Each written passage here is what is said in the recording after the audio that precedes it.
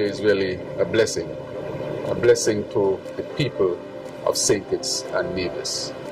A CT scan machine, this piece of equipment, is critically important to treat a number of diseases because first one has to diagnose. It is important for strokes. Anyone who has a stroke really should get an emergency CT scan to determine the course of treatment. We know that strokes are very common here in St. Kitts and Nevis, and if you don't have a CT scan, it really limits how effectively you can treat those who suffer from strokes.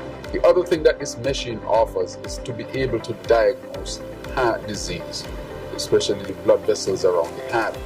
We don't have the capacity to fully diagnose these to determine the course of treatment, but this machine has the capacity to do that.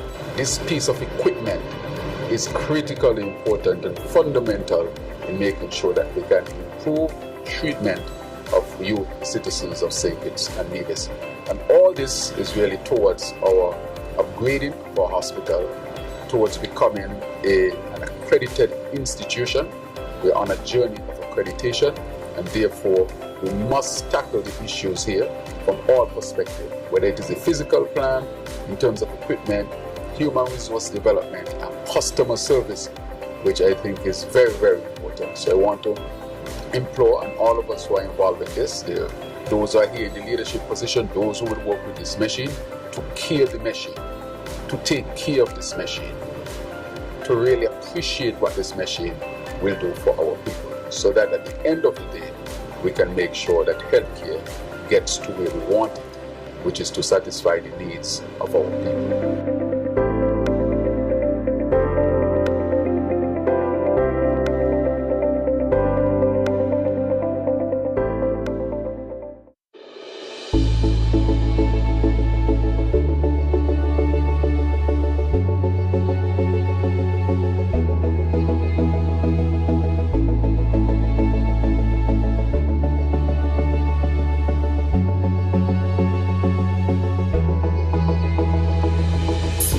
Grateful that the government saw the need to procure additional equipment sufficient to match the anticipated market demands for aggregates for construction projects in 2025.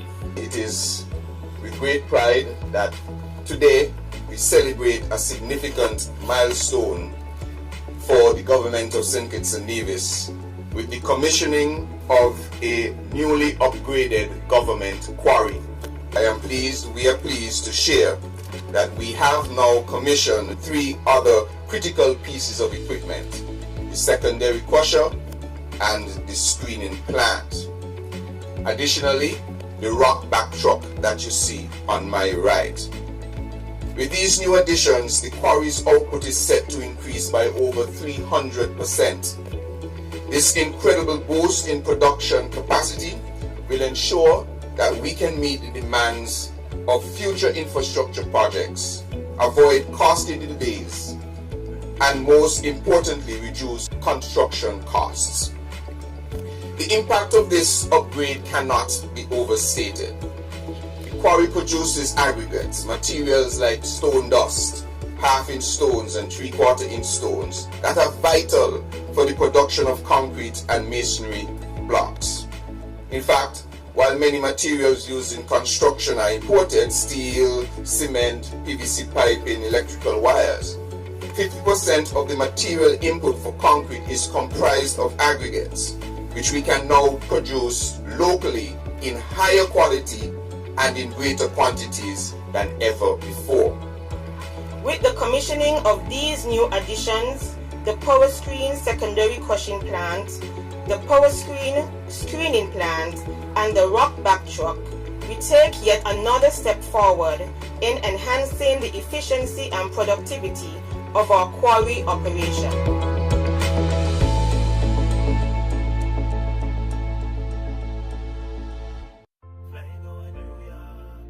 The day of interruption was deliberately and intentionally named as interrupting transmission of cycles of violence is actually one key principle of the public health approach. And so in all the schools, public and private, primary and secondary schools, we had the commitment from the Ministry of Education to host special assemblies that focused on the theme of anti-violence and crime. Me don't know about you, but me love think it's bad. I want you to remember that you are very special and never allow anybody to make you think less than who you really are. I want to say to all of you that we care about you. We want peace, tranquility in your schools, and we want you to concentrate on becoming a good citizen, a good human being, building St. Kitts and Nevis to become a sustainable island state. I want to thank all those who participated, all of our key stakeholders. Special thanks to the Ministry of Education, and of course to our children and young people who were so receptive to all of the messages around making sure that they say no to violence, say no to drugs, but say yes to peace and yes to kindness.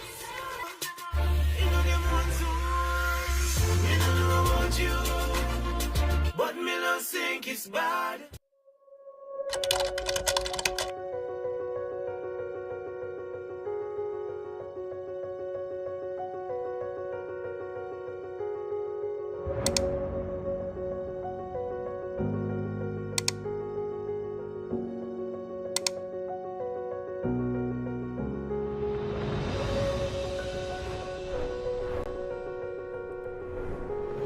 During the last year, we have come a long way. We believe in building a country that is sustainable. We have created opportunities to empower, uplift, unite, advance you. Together, we have worked to cross hurdles and deliver great results. 2024 was our year to invest, plant, plan. 2025 is our year to grow, gain, benefit, reap. Guided by our sustainable island state agenda, we intend to lead and dominate not just the Caribbean, but the world. We strive to deliver the best for you, the people of St. Kitts and Nevis. We will continue pushing boundaries by working harder, smarter, faster. So join us as we're powering agriculture, powering infrastructure, powering housing, powering tourism, powering social development, powering education, powering sports, powering creative economy, powering small businesses, powering healthcare, powering law and order, powering energy, powering ICT,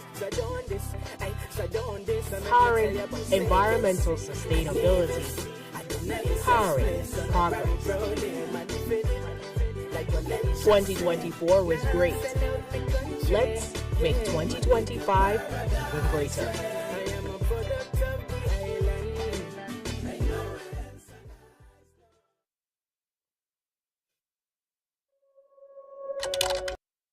Please stand for the playing of the national anthem.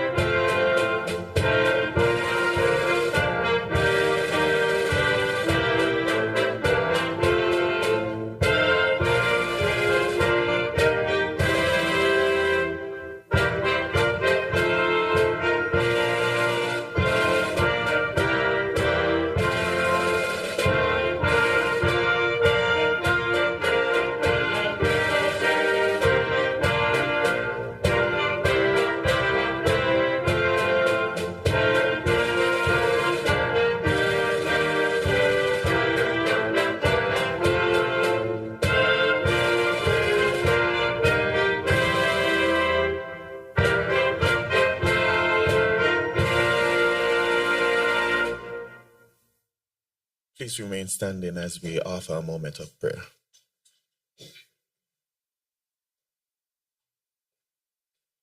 Heavenly Father, we pause this morning to give you thanks and to give you praise. Indeed, you have been mighty good to us as a people and as a federation. And this morning we bring this Prime Minister's press conference before you. We ask for your divine protection and covering over all of us gathered here this morning, and even those ministers who are not, because they are on government duty. We ask for your continued protection and guidance over them. We lift up St. Christopher and Nevis before you, and we thank you for the many blessings that you have bestowed upon us as a federation. And as we press towards the mark, we ask for your continued strength, your continued guidance, your continued peace. All these we ask in Jesus' name. Amen. Please be seated. Good morning and a blessed Thursday to you all. I am Javan Library, Press Secretary to the Prime Minister of St. Nevis. It is my honor to welcome you to this cabinet-wide press conference where the Prime Minister and his fellow cabinet members will engage with the media and the public, providing updates on the work of the government and address key national issues. A special welcome to the members of the media, distinguished guests, and all those tuning in live. Today's press conference is being broadcast across multiple platforms, including ZZ Radio and Television, Freedom FM, Win FM, Von Radio, TVC on Cable, Channel 40, Tel TV, St. Martin, SKN Newsline, and CBN TV and Radio in the British Virgin Islands. Your participation, whether in person or virtually, demonstrates the critical role you play in informing and engaging the public. We appreciate the media's dedication to uphold the principles of democracy and freedom of the press. Your work is instrumental in ensuring that the people of St. Nevis remain informed and engaged in national affairs. At this time, it is my honor to invite the Honorable Prime Minister of St. Nevis, Honorable Dr. Terence Drew, but my apologies, before I invite the Prime Minister, let me just acknowledge the other ministers who are here, of course, starting with the Honorable Prime Minister, Honorable Terence Drew, Prime Minister of Finance, National Security and Immigration, Health and Social Security, the Honorable Dr. Jeffrey Hanley, Deputy Prime Minister and Minister of Education, Youth, Social Development, Gender Affairs, Aging and Disability, the Honorable Garth Wilkin, Attorney General and Minister of Justice and Legal Affairs, the Honorable Conway Maynard, Minister of Public Infrastructure and Utilities, Transport, Information, Communication and Technology and Post, the Honorable Samuel Duggins, Minister of Agriculture, Fisheries, Marine Resources, Entrepreneurship, Cooperatives and the Creative Economy, the Honorable Dr. Joel Clark, Minister of Sustainable Development, Environment and Climate Action, and Constituency Empowerment, and the Honorable Senator Iseline Phillip, the Honorable Minister Iseline Phillip, Minister with Responsibility for Youth, Empowerment, Social Development, Gender Affairs, Aging and Disabilities. Oh, my apologies, I didn't see the senior minister when he entered, the Honorable Dr. Denzel Douglas, Minister of Foreign Affairs, Economic Development, International Trade, Investment, Industry and Commerce. At this time, it is my honor to invite the Honorable Prime Minister, St. Nevis, the Honorable Dr. Terence Drew, to deliver his opening statement. Following that, we will open the floor for questions from the press. Prime Minister, the floor is yours. Thank you very much, Moderator and Press Secretary, Mr. Javan Liebert, for your tireless hard work and dedication to your country. Just want to thank you. Let me also recognize all of the members of the press who are here with us this morning and other guests who are here listening. But let me turn my attention to my cabinet colleagues and to recognize all of them. They were all recognized by name by our moderator. But allow me to recognize the Honorable Marsha Henderson, who is not with us at this press conference because she is away on government business. She's presently in the UK, where she is engaging in discussions to continue the advancement and upliftment of our tourism sector. She's also engaging in other discussions in the UK that involves our ship registry. And from all indications, all of the meetings are going extremely well. And I was able to participate along with the Minister of Energy in a virtual meeting with a leading cruise operator here in the Caribbean and indeed the world. She's also to journey to Germany, where she'll be receiving an award for her excellent work as Minister of Tourism, and more of that to come. As I said, she's the Minister of Tourism. It involves traveling. And I've always said that the more she travels, the more boats and ships and planes and growth of tourism that we get. And so I want to wish her success. Her success is our success as tourism continues to grow exponentially here in our federation. So I want to thank her for her diligent and hard work. So today is about conversation, connection, and commitment. Your government stands before you. We stand before you to engage and to answer your questions and update you on the work being done to move this country forward. This is not just about governance, it's about accountability, trust, and ensuring that every decision we make reflects the needs and aspirations of the people we serve, you, the people. Our mission has been clear from day one, powering progress in every sector for every citizen and resident. We came into office at a time of major challenges, an economy and key institutions that needed rebuilding, a public sector that needed streamlining, and a country that needed a fresh, focused direction. The 2025 IMF report on St. Kitts and Nevis, released to the public almost a week ago, is in keeping with our policy to be transparent in every way that we govern, and not to allow the travesty of 2018, when the IMF report was hidden and kept from the people and the international community by the then administration. I want to add that across all ministries, departments, and sectors, that this government is performing well. Our cabinet ministers will have the opportunity to expand on their respective areas during this press conference. But let me assure you, the transformational progress we have promised is happening, and it is being felt in every corner, in every house, in every parish, in every street, in our beloved federation.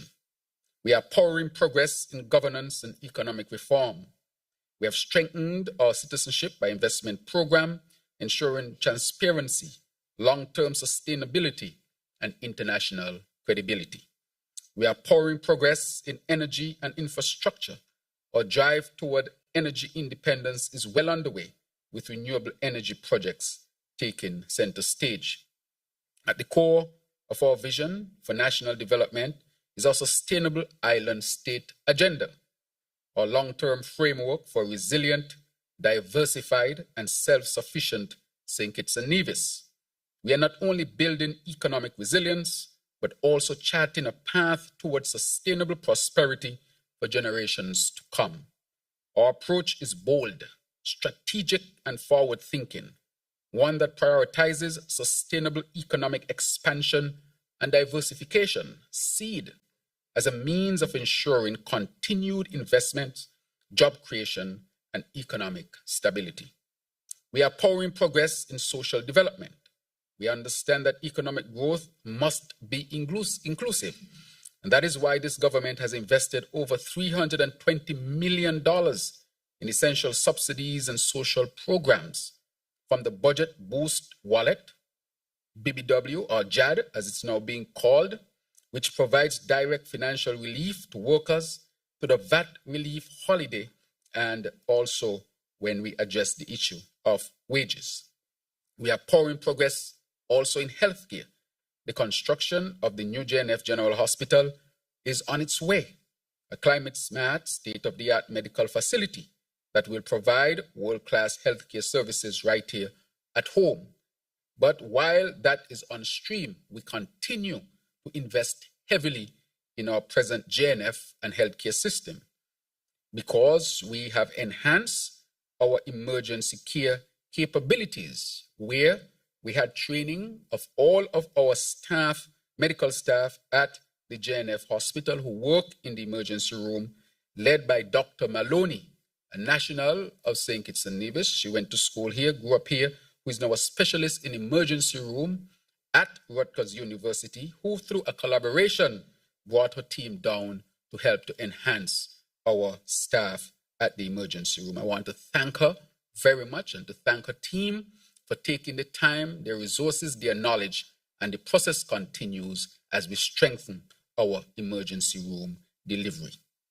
We have also launched a brand new CT scan unit, which is a 128 slice CT scan with injectors, the most modern of CT scans from this Philips line of CT scans. There are only about 4 of them in the whole Caribbean.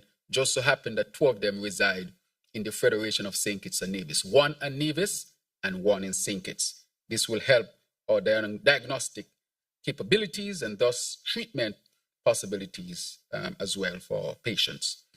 We also have the MRI unit, which is to be completed soon, so that we can have, for the first time in our history, an MRI, one that will also be state-of-the-art, that will be publicly owned and be used to enhance our people's health. We have also prioritized training as was discussed. It is fundamental. We are also empowering progress in tourism and international recognition. Our tourism industry has rebounded significantly since COVID-19, with visitor arrivals increasing year over year.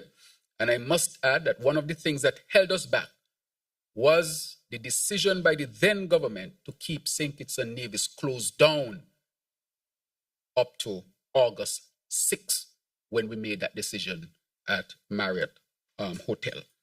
So we are seeing the rebound of the tourism sector, and I must thank the Minister Henderson and her team for their significant work.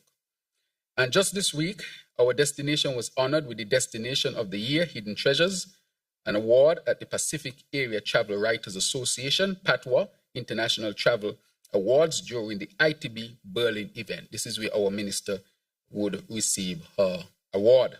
This prestigious recognition is a testament to the remarkable work being done in the tourism sector, a sector that creates jobs, fuels our economy, and showcases the beauty and hospitality of our people. More than just an award, this represents the growing global prominence of St. Kitts and Nevis and our unwavering commitment to positioning our country as a leading sustainable tourism destination. We are pouring progress in housing and community development. We are also pushing forward with what we will call GSIS. This is helping us to advance our Sustainable Island State goal. And this Global Sustainable Island Summit, GSIS, will be held here in St. Kitts and Nevis from May 25th to 30th in partnership with Island Innovation. This global event aligns perfectly with our Sustainable Island State agenda and will serve as a powerful platform for knowledge sharing, collaboration, and investment opportunities. I welcome the GSIS organizing team as they work closely with Minister Dr. Clark and her team and the ministry to ensure the success of this summit. We will hear more about this, because for us to hold a summit of this stature speaks well, bodes well for our federation. As I wrap up, this is the reality of a government that is working. working on behalf of every citizen, a government that is investing, a government that is advancing you, our beloved citizens of St. Kitts and Nevis. We are not just managing affairs, we are transforming St. Kitts and Nevis. We are determined to become a sustainable island state. This is what Power in Progress looks like. So today I invite the press to engage fully, ask your questions, get your answers, and do your best to inform, update, and educate. And I say to do it as you are compelled to do, honestly. And to the people of St. Kitts and Nevis, to let you know that your government is working, your government is investing, your government is advancing, so that you can thrive as a citizen, as a resident in our beloved nation. Thank you very much for those moments to bring these opening remarks. And I will now invite the press who would have the opportunity to ask questions. I want to say to all of you, we have all of the ministers here except the Honorable Marsha Henderson, who I've explained is away, and so you can ask questions pertaining to any of their ministries. You normally get a chance to sit around and talk to me and ask me questions for 2 hours plus, so this is an opportunity for you to engage the rest of the ministers so that you can fully understand that this is not a one-man's effort. This is a team effort.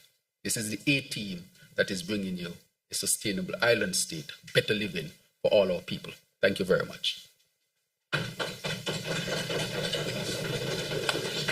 Thank you, Prime Minister, and I'll follow the Prime Minister's lead. We'll move straight to entertain questions from the media, but before we do so, a few reminders for the proceedings. All questions will be directed to the Prime Minister, who may delegate responses to the relevant ministers. When posing your question, of course, please state your name and the media house you represent. And each journalist will be allowed to ask 2 questions per turn to allow for smooth flow and ensure that as many voices are heard as possible. Thank you, Mr. Moderator. Good morning, Prime Minister and Honourable Ministers. I'm Ebony Brandon, SKN Source. My question, the first one, has to do with the unfolding drama around the Eastern Caribbean Central Bank that's unfolding right now. There are stories floating about a home at Beacon Heights, and while all St. Kitts and Nevis is not directly involved in the central bank's use of their funds, we are a member of the Monetary Council, which initially approved the project. And so I'm hoping for some response and clarity for the people of St. Kitts and Nevis, because there seems to be some confusion between the bank being headquartered in St. Kitts and Nevis and its involvement with the construction of the residence at Beacon Heights. The other question that I'd like to ask has to do with this unfolding trade war that the United States seems to be waging. In the last 24 hours, there seems to be some reason and sense prevailing in that it looks like they may be backing down with their northern neighbor, Canada. That has not since happened, or so far happened, with Mexico. Where are we in St. Kitts and Nevis in respect of the fallout of any trade war that may occur? And what is the region saying on this matter? We just came out of a CARICOM Heads of Government meeting. I'm sure this is one of the issues that would have been discussed. Thank you. Thank you very much. So she asked 2 questions and never answer. Okay, Yes. good. With respect to trade, the senior minister responsible for foreign affairs and trade, ETAL, the Right Honorable Dr. Denzel Douglas, is here. So he was at the CARICOM meeting, so he would answer that one. Thank you, Mr. Prime Minister, and thank Ebony for that question that she has posed pertaining to the effect of the new presidential statements that have been made in the matter of trade and how these can be affecting us. Over the years, we have been the beneficiary of good trading relationship between the United States of America and the Caribbean, St. Kitts and Nevis included, of course. Remember the Caribbean Basin Initiative, which was established since in the early days of Reagan and other presidents of that nature, and gave us favorable trading conditions with the United States.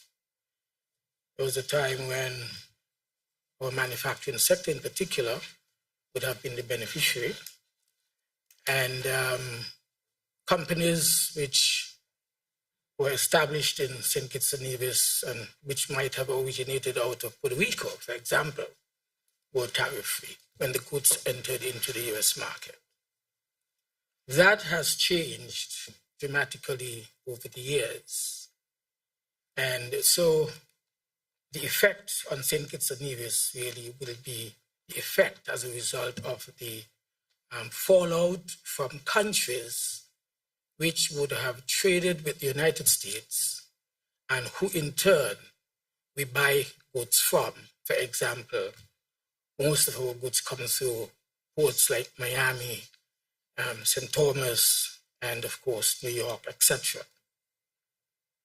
What it means, therefore, is that it is expected for us to pay higher prices for the goods that would have been imported through any port or from ports of origin where increased tariffs would have been placed by the announcements made by the President Trump, within 100 days of taking office for a second time in the history of the United States. Not only will this impact us because of the increase in tariffs, but we have already been impacted because of COVID, where it takes much longer for goods to arrive to our ports, much longer because there has been disruption in the supply trade routes as a result of shortages from COVID. And now we are going to experience, I would think, maybe longer periods for goods to arrive. The cost of these goods would go up. And then, of course, it will impact negatively on the cost of living for our people here in St. Kitts and Nevis. The good thing about it is that the entire world is responding to what has been announced by the President of the United States in terms of increased tariffs. We have seen, for example, the pushback from countries like Canada. In fact, as a result, I believe, of Canada's reaction, we've heard only a few nights ago that he has suspended the application of the tariff against, increased tariff against Canadian goods by a month.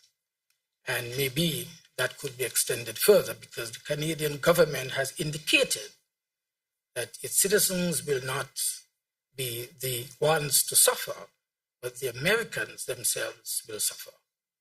And so that's the way it is. We are a small part of the hemisphere. Our contribution to trade at the moment in terms of American, in terms of our goods going into the American ports and so forth, that is not as significant for St. Kitts and Nevis as it was before. Of course, we still have the electronic assembling parts with a few of the companies that are manufacturing goods that go into the US market. And we are still waiting to see how those tariffs will impact positively or negatively on the cost of goods, depending on what side of the equation you're sitting. I think let's stop here.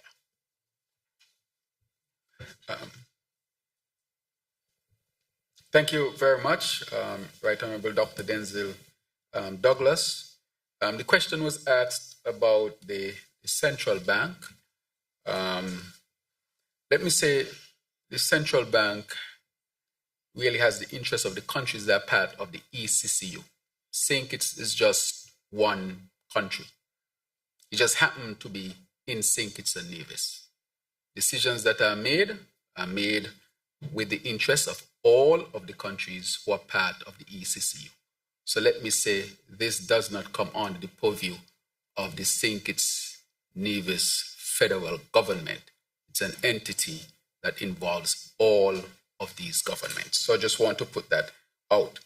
With respect to what you speak about, with respect to the residents, let me say first of all that the central bank, the Monetary Council has a chairperson.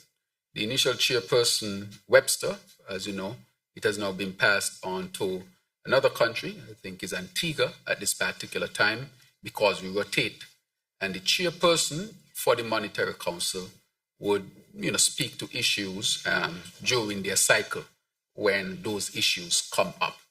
And so any decisions made is made collectively with all the countries involved, and not just one country having a say with respect. As we know, this is an ongoing discussion in the public. I can say that all information with respect to this is being sought, and I think that the central bank, in its prudence, will make sure that the information is collected and properly presented to the people of the region, not just St. Kitts and Nevis, to the people of the region. And so I think that they are in a process of making sure that they continue their process of transparency and integrity, and that information that is being sought will be, of course, collected and be given to the people of the region. Let me say, with respect to that, I myself would seek to, I'm seeking to get whatever information, as with anything else that has to do with the central bank. So I cannot speak specifically to all of what is there. I think it is a prudent thing to get all of the information and let the information be delivered in an appropriate manner to the people of the region. There are decisions, of course, from the central bank from since in the 80s, 90s, that are still governing the central bank to some extent, as you go from year to year, from one administration to the next administration. So at some point in the past, decisions were made that are continued because there seem to be collective good decisions for all of us. And the central bank has served us well. It has kept the EC dollar stable. The EC dollar is one of the most stable currencies in the world. You go across the region and you hear others that have their currencies goes up 10%, drop by 25%, 30%, or they don't have the required reserve in terms of US dollars to back their currency. And so if you want to spend US dollars in some country, you have to make a special application to the development, to their central bank to determine how much foreign exchange you would get.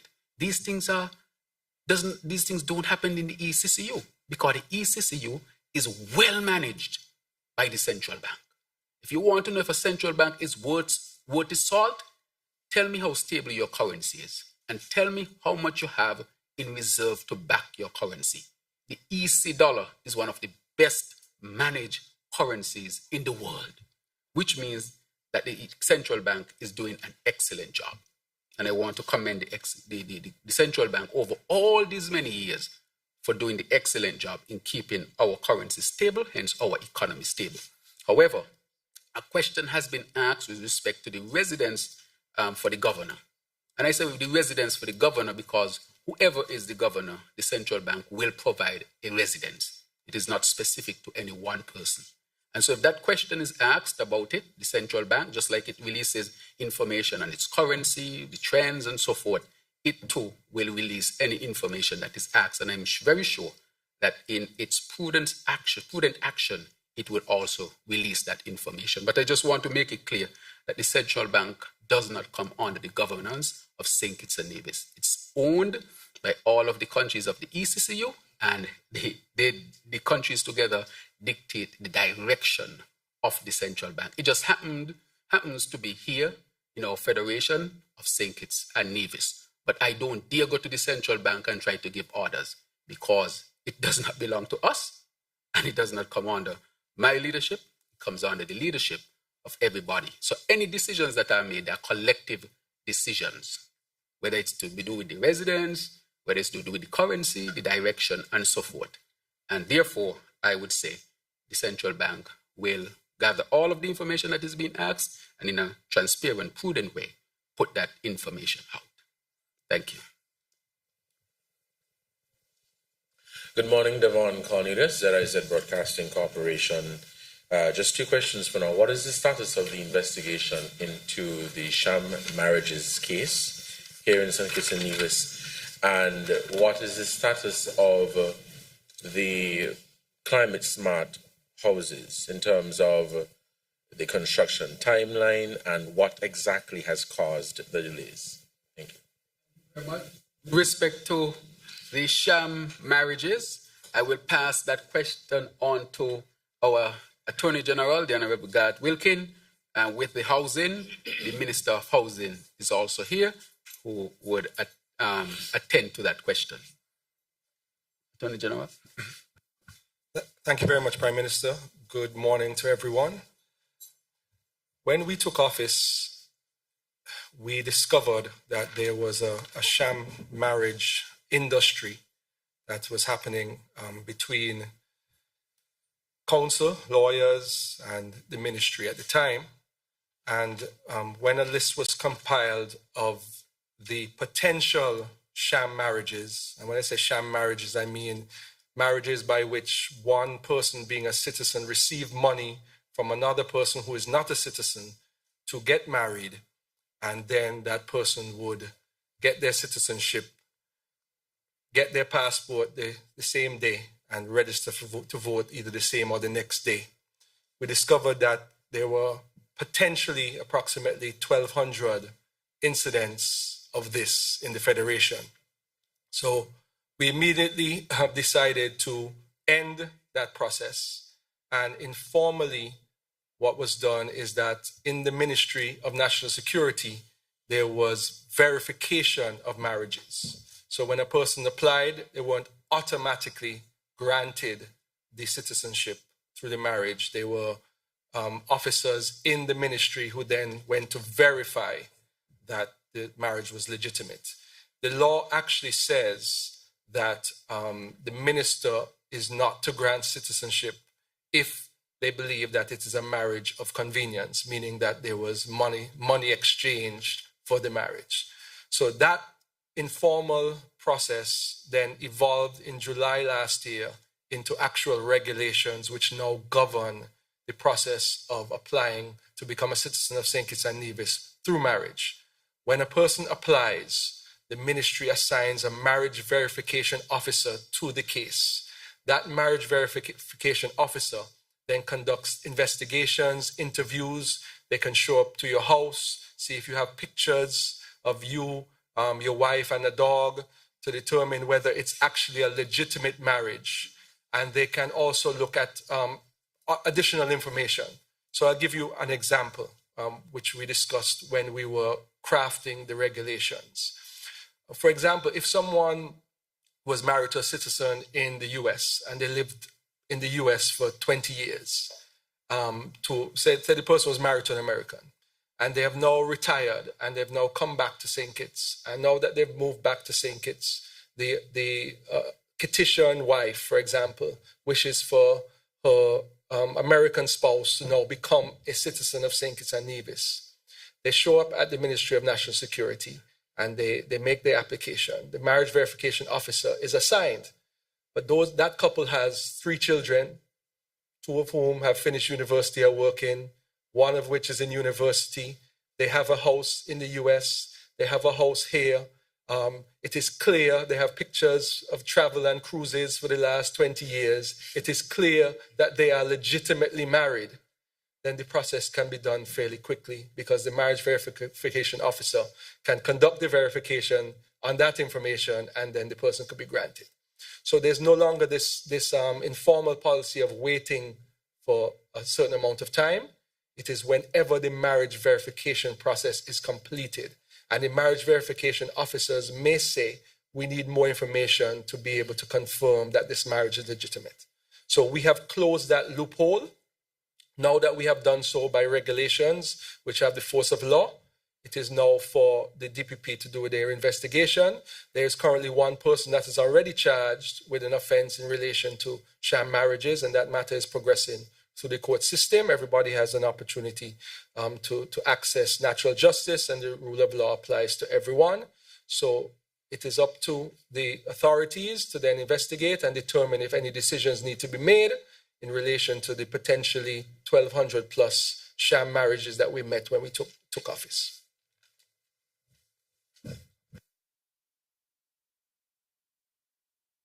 Yes, the Minister of Housing, go ahead. Thank you very much, Honorable Prime Minister. As a government, we have made a commitment in delivering for our housing solution promise, and this continues. NHC continues with this mandate, ensuring that our housing solution is met. To date, NHC would have completed and a few under construction, just about 140 homes, which is the highest based on the statistics that they have at the corporation that has ever happened within the 2 year and a 2 year and a half span. Directly to the question that was asked, as you know, as a country, we engage the East Coast Housing Development in assisting us in delivering some homes. Unfortunately, the 600 homes that we were anticipating, with all of the challenges that we might have been experiencing, not us so much as a government, but the investor, that has caused some delays.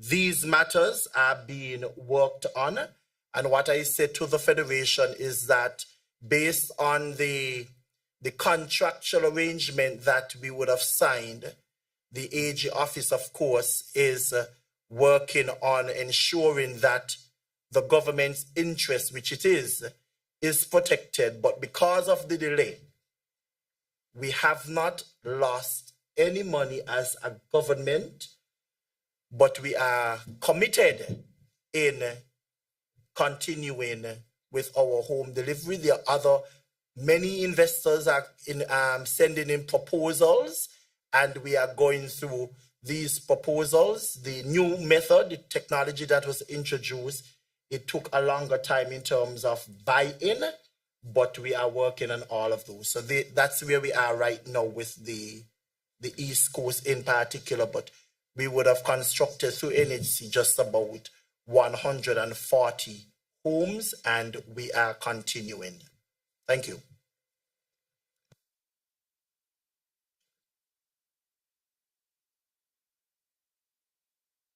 Good morning, Prime Minister and other ministers of government. Glenn Bart from SKN Newsline. My first question relates to the Citizenship by Investment program, and it's intertwined with some of the developmental projects that Prime Minister spoke about in regards to Christopher Harbour and Katisha Hill during one of his roundtables. I think about 2 months ago, you indicated that by the end of February, you might have some updates on potential investors in those two major projects. Outside of that, I also wanted to find out all of the legislative and regulatory upgrades, enhancements, if you want to call them that were made during 2024. Some of it coming out of the meetings that we had with the European Union. Do you expect any surprises, any further surprises coming from the European Union standpoint that might impact on the potential inflows of revenue from the CBI program? In addition to that now, based on period of time that has transpired between those changes and now, what has been the impact on the inflows? And during 2025, are there going to be any specific projects or specific ways in which the revenue will be used on both St. Kitts and on Nevis? All right, that's my first question. The second, yes. The second question. Okay. No. In fairness, it's all related to one thing: the citizenship by investment program. In fairness to your colleagues, right? Unless your colleagues say you can ask beyond, but we want to make sure that colleagues, because Mr. Bat, we want to make sure that they're not saying you get more talk than them. I want that not to be said that we are allowing this. So you're gonna ask the next one? We have consensus there? Okay. Thank you very much. The other has to do with agriculture. The 25 by 25 concept of pushing the reduction in imports down and creating more of our own local products onto the market. How successful has that been so far in terms of numbers, percentages, and where do we go from now until perhaps another 5 years? Because agriculture is one of those things, if you pause for a moment, you go downhill. So it has to be a constant push to become better, to engage in other parts of production and so forth. So I would like you to expand on that. And my last question for the time being. Sorry, Mr. Bad, I have to stop you. We're allowing two, so you can come back on the other. Fine. I'll come back again. Yes, okay. Prime Minister. Thank you for your engagement, Mr. Bad. We surely appreciate your enthusiasm. All right, I will pass the question on agriculture on to the Minister of Agriculture, the Honorable Samuel Duggins. Thank you, Honorable Prime Minister. And I also want to thank Mr. Bat for his question. Regarding the 25 by 25 agenda, which was set by CARICOM some years ago, and as a member of CARICOM, we've been participating, I believe St. Kitts has been doing exceptionally well. Now, we have all known about the engagement that we've had with that agenda starting in 2022, some 2 years after the agenda would have originally been set. And nonetheless, we endeavored to still play our role in moving agriculture production forward, because in our scope, we recognize there's no bad thing in increasing production within the country. Now, the truth is, we had two things that we were looking at the same time. One, growing our economy by virtue of increasing tourism and expanding the economy, but at the same time, increasing agricultural produce. And we recognize both have a direct impact on imports, because if you have more people to feed, then you have more food required. And so we focus more on domestic production. And we had set a target, our own internal target of 50 million. And I'm happy to note that we have been doing exceptionally well in achieving that. Our fishery sector alone brought in $19.6 million in revenue just last year alone. And that was a significant increase as opposed to when we got into office, the number on the books was 8.5 million. And you see, we would have doubled that revenue, more than double over the last 2 years. We've seen significant increases in our livestock as well. And of course, we would have launched the largest planting program last year in the crop sector. Now, the bananas and pineapples that we planted last year are scheduled to be harvested throughout this year. Some of them are already in fruit. And we expect a bumper crop over the 2025 year. And I could tell you that we are very set when it comes to achieving that 50 million in revenue. However, the CARICOM itself has been considering shifting the date of the agenda. But of course, as a member, we would have to go along with whatever CARICOM determines. But from our domestic production, we have been doing exceptionally well.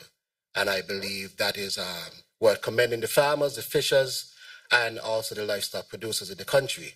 And of course, the staff and the people that work around the Ministry of Agriculture, Fisheries, and Marine Resources, because a lot of that hard work to achieve this in 2 years would have been on their shoulders.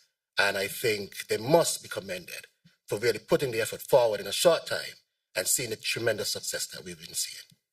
Yes. Thank you very much, Honourable Minister. With respect to the regulations and rules around the CBI program, I'll call on the Attorney General.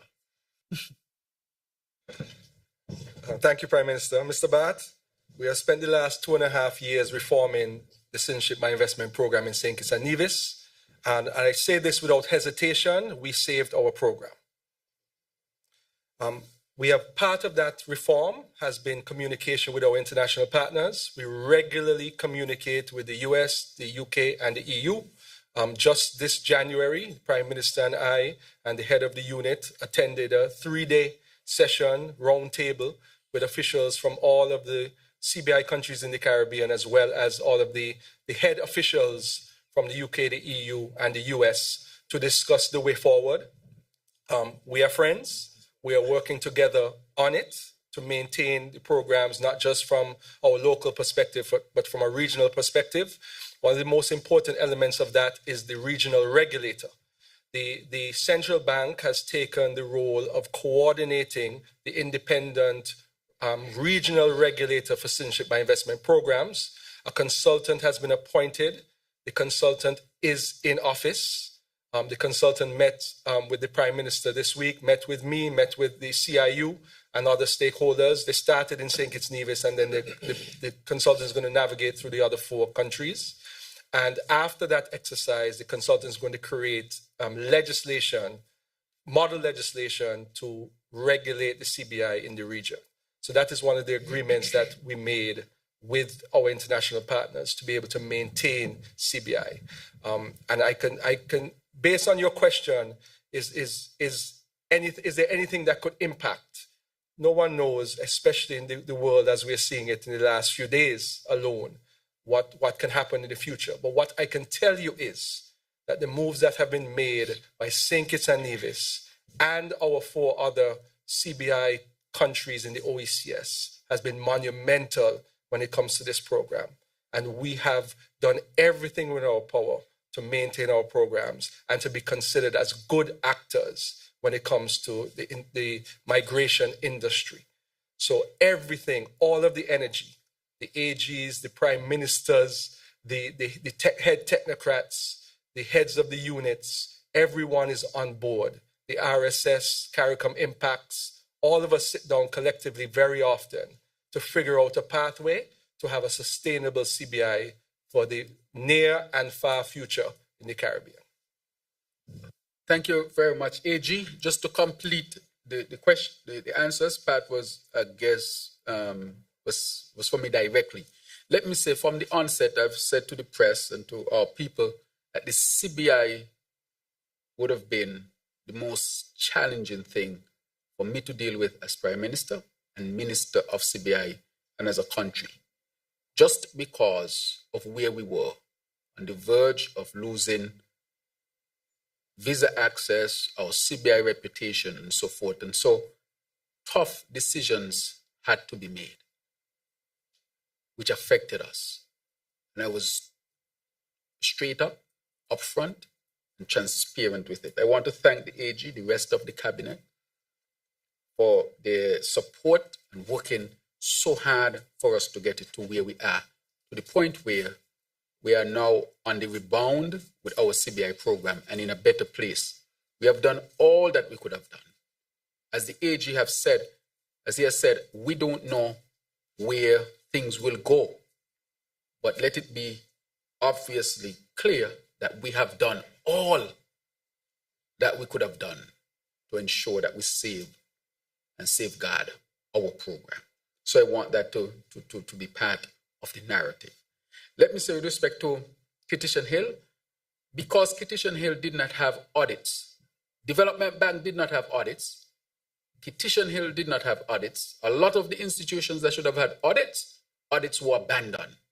And for obvious reasons. Where there are no audits, one has to assume corruption. That is what it means. However, with Petition Hill, it took us a very long time to get the audit done. We have collected basically all of the information. I was just informed by the head of the board for Kitishan Hill. And we have now all of the information, and the auditors are finalizing their report. So we will have an audit on Kitishan Hill in a matter of weeks. And as I said, because there were no audits for such a long time, you had to go back and then bring it all the way up to now, which is a tremendous amount of work. The same thing with respect to the development bank. We have a number of very interested suitors in terms of investors, and that will be laid before them in short order. And so I wanted to bring you up to date on that. But with respect to Christoph Harbour, again, as I said, I would update again. We are extremely close, moving along, extremely close. I've been asked not to speak on certain details based on legal advice. And so at this time, I would say that we are progressing. We are extremely close. It was based on legal advice in these type of things that I've been told that I cannot speak to certain things on these. And so I'm governed by that. But I want to say that we are progressing extremely well with respect to both entities. And at the end of this month, so I will say, just give us a few more weeks to really bring all of this together. And so those are what you asked directly to me, Mr. Bat. And so in terms of the revenue, as you know, the CBI is the main source of revenue. We are seeking now to diversify the economy, agriculture, the heavy investments that the minister is speaking about. And he did not speak to you about the Tabasco project, which is about to take off. I'm sure he will give an update on the Tabasco project when he gets a chance to speak again, which is going to take us to a next level of production in terms of agriculture. With respect to the revenues, because of that, the sharing, when you have those revenues, they support what the federal government does. And so whatever program the federal government has, it supports both St. Kitts and Nevis, because it's not a separate fund. It is part of the consolidated fund. That is what I want to say. This is where the big difference is. It is part of the so you go directly into the consolidated fund to fund the federation. For example, the consolidated fund, it funds police, it funds the military, it funds immigration across in the whole federation. So it funds all these federal projects. So anything that is federal that is both here and there, all of that money is coming. A big part of that money is coming from the CBI. So I want to say that because it's in the consolidated fund, both are benefiting. Now, to talk specifically to sharing, because that is the World Bank has sent us back the documentation on sharing of revenues between St. Kitts and Nevis. And let me say clearly, St. Kitts does not exist in our constitution. I'll say it again, St. Kitts does not exist. Nevis exists, St. Kitts and Nevis exists, but St. Kitts does not exist. The only place St. Kitts can have funds to do things on St. Kitts is from the consolidated fund. St. Kitts does not have an island administration with a separate fund. So I want us to make that clear as well. However, the World Bank is helping us, has helped us. So that information is with the FS. She's, of course, deciphering it and is to present it to me, to present to the cabinet, and also to the Nevis Island administration and to the premier of Nevis. But that came in just a couple of weeks, and it has to be, of course, formatted and so forth so that the discussions can take place. As I said, I asked the World Bank to complete that work so that we can have a framework from an institution that has no skin in the game, an institution that is respected, so that we can have some level of guidelines or some guidelines as to how this should be done. Just to let you all know, the Constitution only speaks to revenue from tax collection. It does not speak to revenue from non-tax collection, which is the CBI, because it is assumed that the tax collection goes into the consolidated funds. But the non-tax, in far as the CBI is concerned, that too goes to the consolidated fund. So it's something that definitely has to be sorted out. Okay, so I want to thank you very much. Go ahead.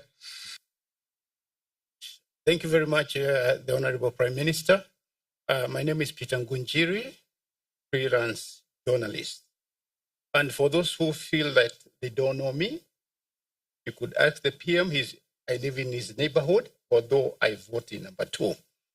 My first question is actually a follow-up on what Ms. Brandon would have asked, because long before Mr. Trump came on the scene, the government here in St. Kitts and Nevis had decided to assist people who are going through difficulties, like the budget, the budget boost, a reduction of VAT.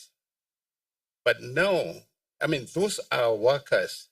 The question I'm trying to find out is what specifically is being done to assist small businesses who do a lot for this country.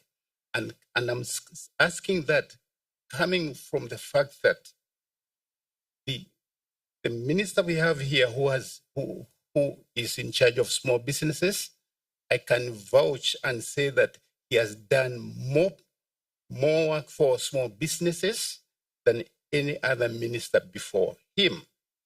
Have been dealing with small businesses since 1999, and I've seen the way the Honorable Samuel Daggins has promoted small businesses.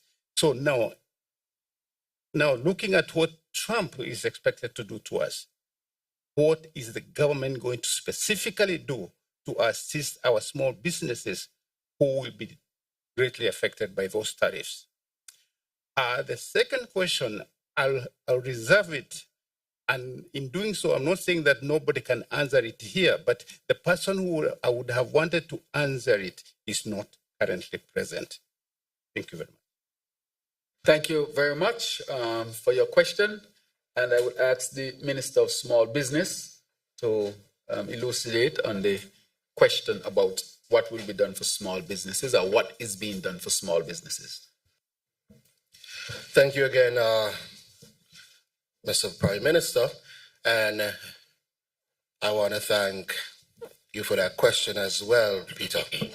Now, over the years, we've been really focusing on the development of the small business sector, as we recognize that that is the backbone to any thriving economy. The truth is, for a small country like St. Kitts and Nevis, we recognize that the small business sector has to do 2 things.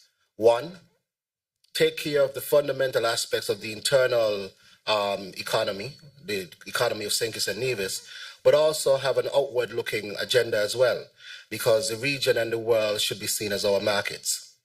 With all of the developments that's currently happening in the United States of America, we also recognize the challenges that will pose, especially entering that market.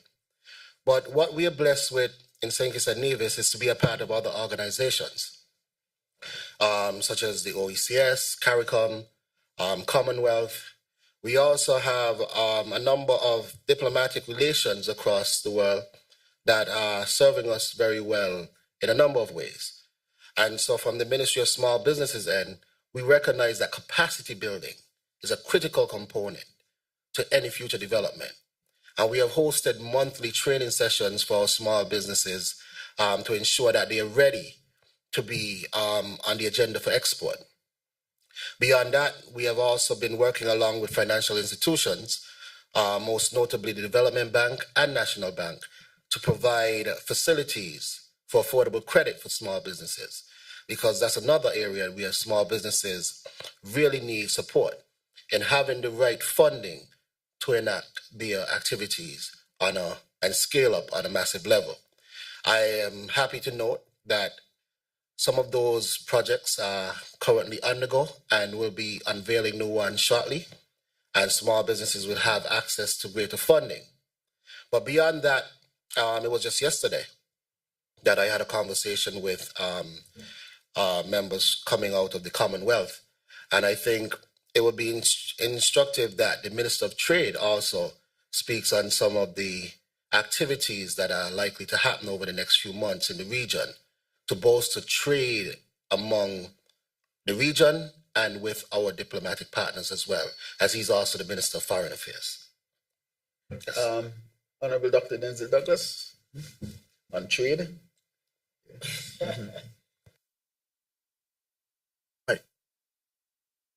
Yes, good. Trade, of course, the development of trade in St. Kitts and Nevis and where we are continues to be quite a bit of a challenge. I mentioned earlier that the manufacturing sector, which traditionally would have been providing most of our goods, manufactured goods to export, that of course is not doing well. The traditional exports, therefore, have dwindled, but we still have some promise in the future.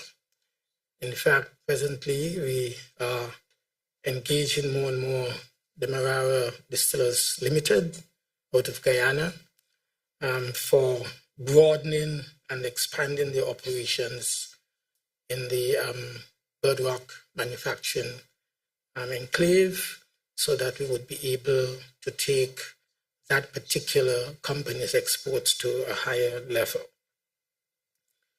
We continue, of course, to recognize the electronic assembling activities that we have. That also has not grown, but we believe that in the future it will grow. In fact, I had the opportunity yesterday to speak with one of our new honorary consuls out of Pakistan, who has identified 3 areas that they can assist St. Kitts and Nevis with regard to its trade. We were looking at textile that needs to be properly analyzed. Then we're looking at the possibility of cheese, manufacturing cheese, maybe not only just to send abroad, but to meet our own domestic market. In pursuing that in particular, we have to look at the availability of milk from goats, milk from cattle.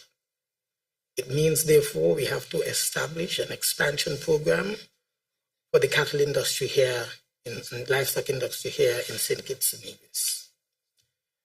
Then we are concentrating to some extent on what we can do with regard to high-tech technological activities in the industrial estate so that we can buttress what we have been doing for years in terms of the electronic assembling stations that we have.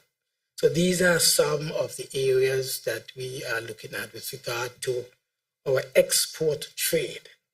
The import trade, to some extent, we are looking at what is happening within CARICOM and what CARICOM is doing with other countries so that there would be a better flow of trading goods of our own products into second countries who are out of CARICOM, and in the process examine what products that they can bring into the CARICOM market and thus necessary controls that would need to be put in place. This is happening in particular with Trinidad and 1 or 2 Latin American countries. And to some extent, this is where we are at the moment with trade. Thank you very much, Minister of Trade. Let me add, as the Minister was speaking, that in the last CARICOM Heads of Government meeting, it was announced by the President of the EU Commission that the EU wants to participate in an agreement with the region to buy energy in terms of hydrogen. As you know, we have a lot of wind, we have solar, but we also have geothermal energy. So can we become a net energy exporter of green energy, and help the world with climate change. That has been put on the table, and we are taking it very seriously. Let me add, because Minister Duggins did make mention of the official who is here from the Commonwealth, just to say that St. Kitts and Nevis, together with the British government, are partnering leadership in developing trade within the Commonwealth. And it will take different forms. In fact, the gentleman who is here is first looking for potential scholars. At least 2 scholarships would be offered.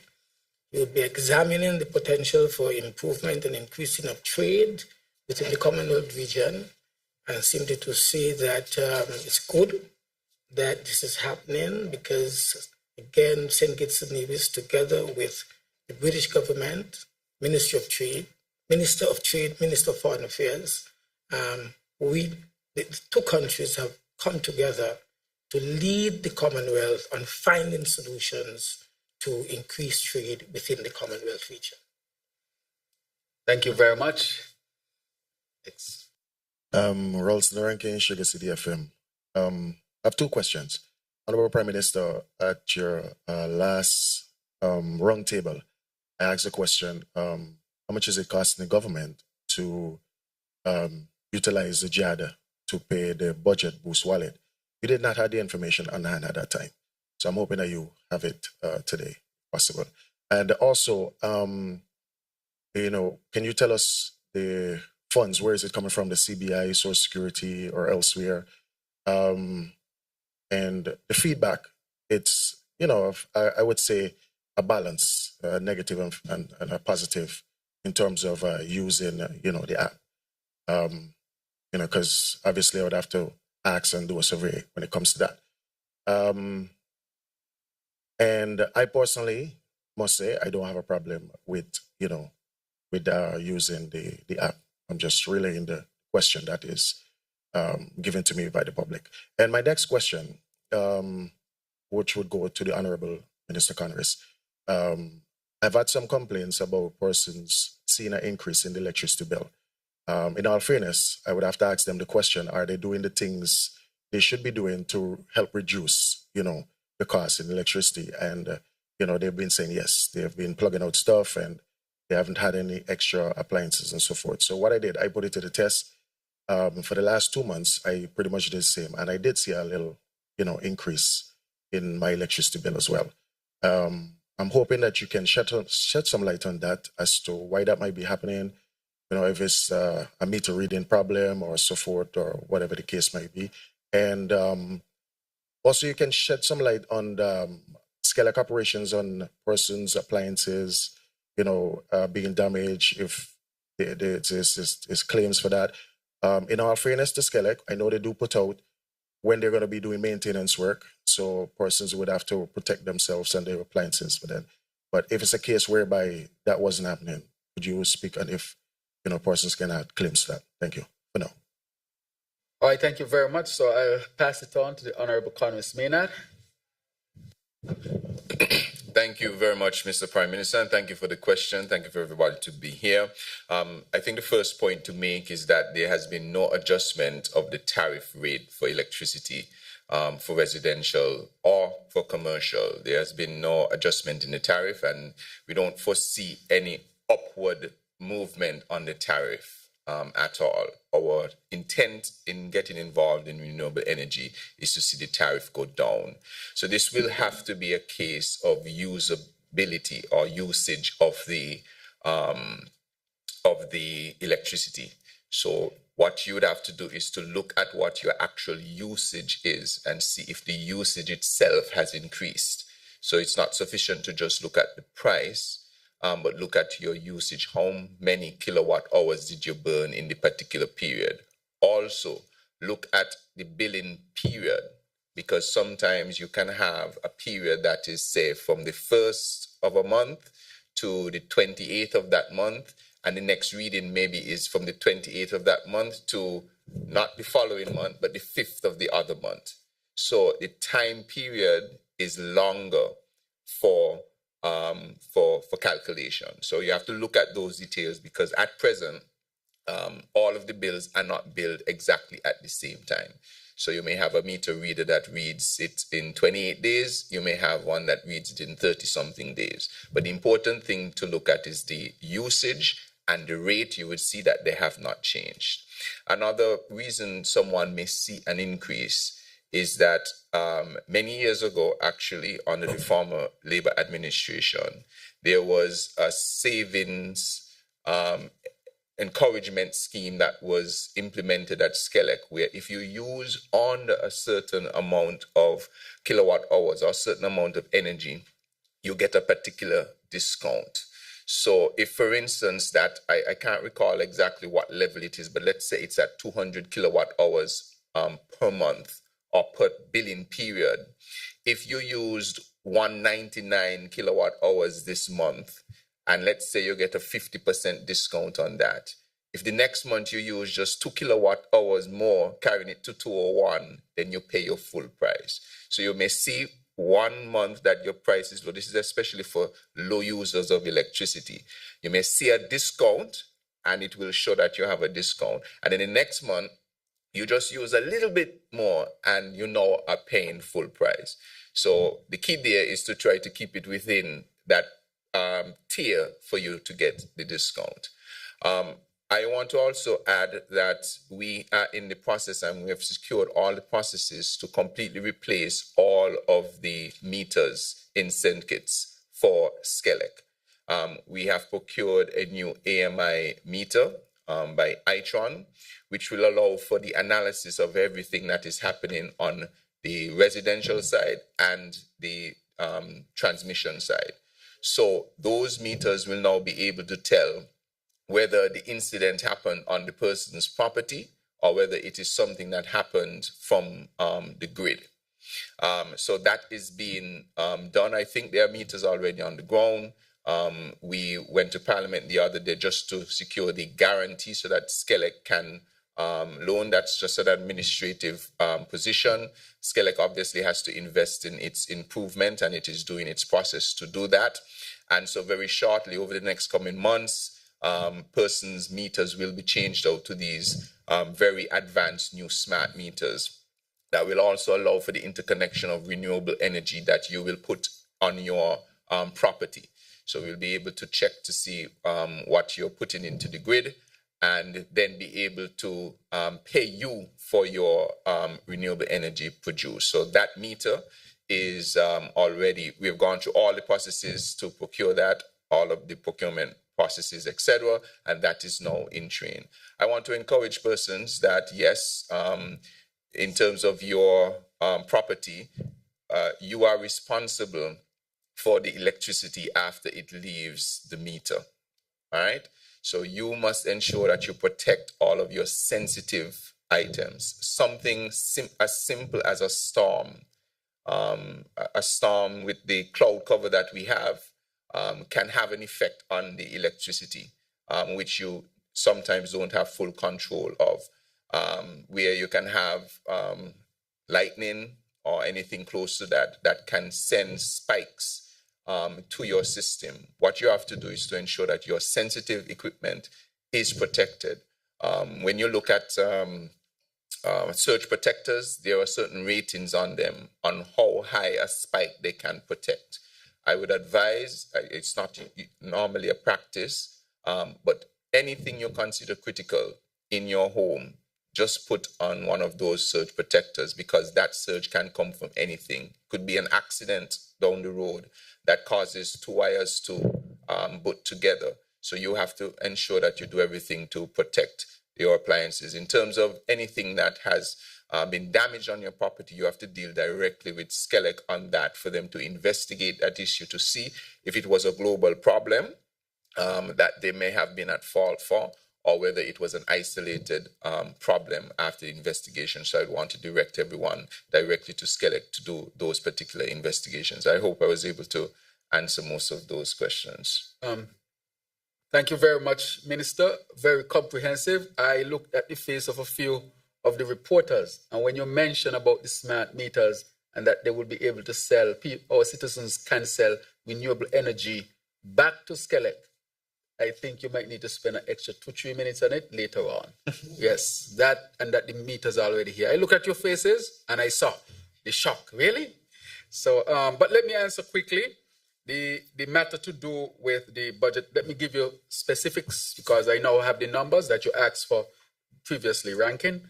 In January, we helped 19,372 persons to a cost of 4.8 million. In February, 20,500 persons to a cost of approximately 5.1 million. People are using it prudently. NHC, cumulative 23,000 plus. Skelec, cumulative 530,000 plus. Water Department, 95,000 plus. Nevlec, 149,000 plus. Nevis Housing and Land Corporation, nobody has accessed it as yet. Nevis Water, this is January, sorry. Nevis Water Services, all this is January, 53,000 as well. So it's happening on both sides of the waters. February, NHC, 29,000 plus, went up. Skelec, 772,000, it increased. St. Kitts Water Services, 136,000, increase as well. Well, it's cumulative. Nevlec, 208,000. Nevis Housing Corporation, we have seen somebody entered, $250. So they just now recognizing it can be used there. So I'm sure by next month we will see more people paying. Maybe they just pay, you know, yes. And Nevis Water Services Department up to a total of 77,000, to a total of 2.1 million and 3.3 million, respectively for groceries. So groceries and food in January, 2.1 million, and groceries and food in February, $3.3 million. So what we are seeing here, Rankin, is that people are using the money to help themselves and help their families. They are paying their bills and they're spending it on food. But these were the issues affecting our people. And we'll continue to support. The money, of course, is coming from the consolidated funds, from tax revenue and non-tax. And of course, is also obviously benefiting the whole of Nevis as well, because the CBI funds go to the consolidated funds. And this is a national project. In other words, it is a federal project, which means Nevisians are benefiting directly. And that's another benefit that they would have from the CBI program as well, because it's part of the consolidated fund. I heard you speak about the numbers, half-half. I did a survey on this. This is supported by well over 90% of the population. They receive it positively. I track it to see how our people would receive it. It is very well received by our people. I brought the numbers because sometimes we need numbers to tell us how our people are receiving it. And one guy told me that, you know, a lady and she family went shopping and he had to help her with the bags, right? That is why he said to me, he said that, you know, people, and based on the numbers, I have to say he's correct, because look at how much was spent on groceries. So we have used this to help people deal with the grocery bills and their very critical issues in life, the water bill, the electricity bill, and so forth. However, what the Minister of Trade mentioned in terms of the trade war that is taking place, that can affect us negatively. So every time it affects us and we come up with a measure, something else that has nothing to do with us is affecting us. For small island developing states, these trade wars, they are devastating to us. And therefore, I want our people to also be aware of it. That is why we have to grow our own food, grow more food, produce renewable energy. And the climate change is killing us, because to pay for the adaptation for climate change, we can't afford it. And I'm sure the Honorable Minister, Dr. Joy Clark, will speak to that more as to why we need more help to deal with the issues of adaptation, building resilience, becoming less vulnerable, so that we can continue to thrive as an island state. So I want to say that we are dealing with all of these issues that are affecting us, but we are not looking at excuses. We continue to work hard to find solutions. But And also, in addition to that, our people must be with us. And that is why we have to be transparent and open. When we have challenges, even if it's not good news, to say it. Because there will be challenges. Life is real. If we have challenges in one sector, we must say it. But always know that we are seeking for a solution. That is why the minister announced today that you'll be able to sell your renewable energy to Skellig. Innovative. And we are finding our own local solutions to the issues that affect us, and we have not created them, from climate change to international trade wars. Thank you. Good morning, Sherma Matthew, SKNIS. There has been quite a buzz in St. Kitts and Nevis concerning the single-use plastic ban, which began on December 31st of last year with the ban on importation of the T-shirt shopping bags. Now, March 31st this year, we are going to see the ban on sale and distribution of items. And is it possible for us to just get an update or feel or feedback on the engagement with the consumers as well as businesses where this is concerned? And the senior minister touched briefly on a partnership with Commonwealth. But outside of that, are there any new international partnerships or foreign investment projects that the government is currently negotiating to support national development, particularly in the light of the new U.S. administration stance of America First? Thank you very much. I want to, of course, now give the opportunity to the Honorable Dr. Joya Clark, our champion for issues to do with the environment and climate, to really answer this question. Honorable Dr. Clark. Thank you, Prime Minister, and thank you for that question. The single use, I want to thank the media in particular, consumers and the chamber and other business entities for supporting the government's drive to ban single-use T-shirt shopping bags. We recognize that the shift requires more than just government saying what its intention is, but legislation also needs to support the single-use plastic ban. And so the Attorney General has confirmed that we will have a plastic legislation or regulation bill ready for the ban. The Minister of Trade will also be presenting to us and to the nation the international standards for biodegradable alternatives that all retailers and wholesalers can access to purchase the biodegradable options for importing to St. Kitts and Nevis. This has not been the ministry working in isolation, but working very closely with Customs and Excise, the Ministry of Finance, the Bureau of Standards, the Ministry of Environment, and the Chamber of Industry and Commerce to ensure that the approach, the deadlines, the timelines, and the education campaign all support a change and a shift in action. If we are to become and transition to a sustainable island state, then definitely we need matching legislation, we need policy, and we need political will, which is very evident from this cabinet, from this government, and we need the people of St. Kitts to be on board. So 31st of March, we'll be doing this together. I might just take a minute, Prime Minister, to greet the colleagues from Island Innovation who are here with us.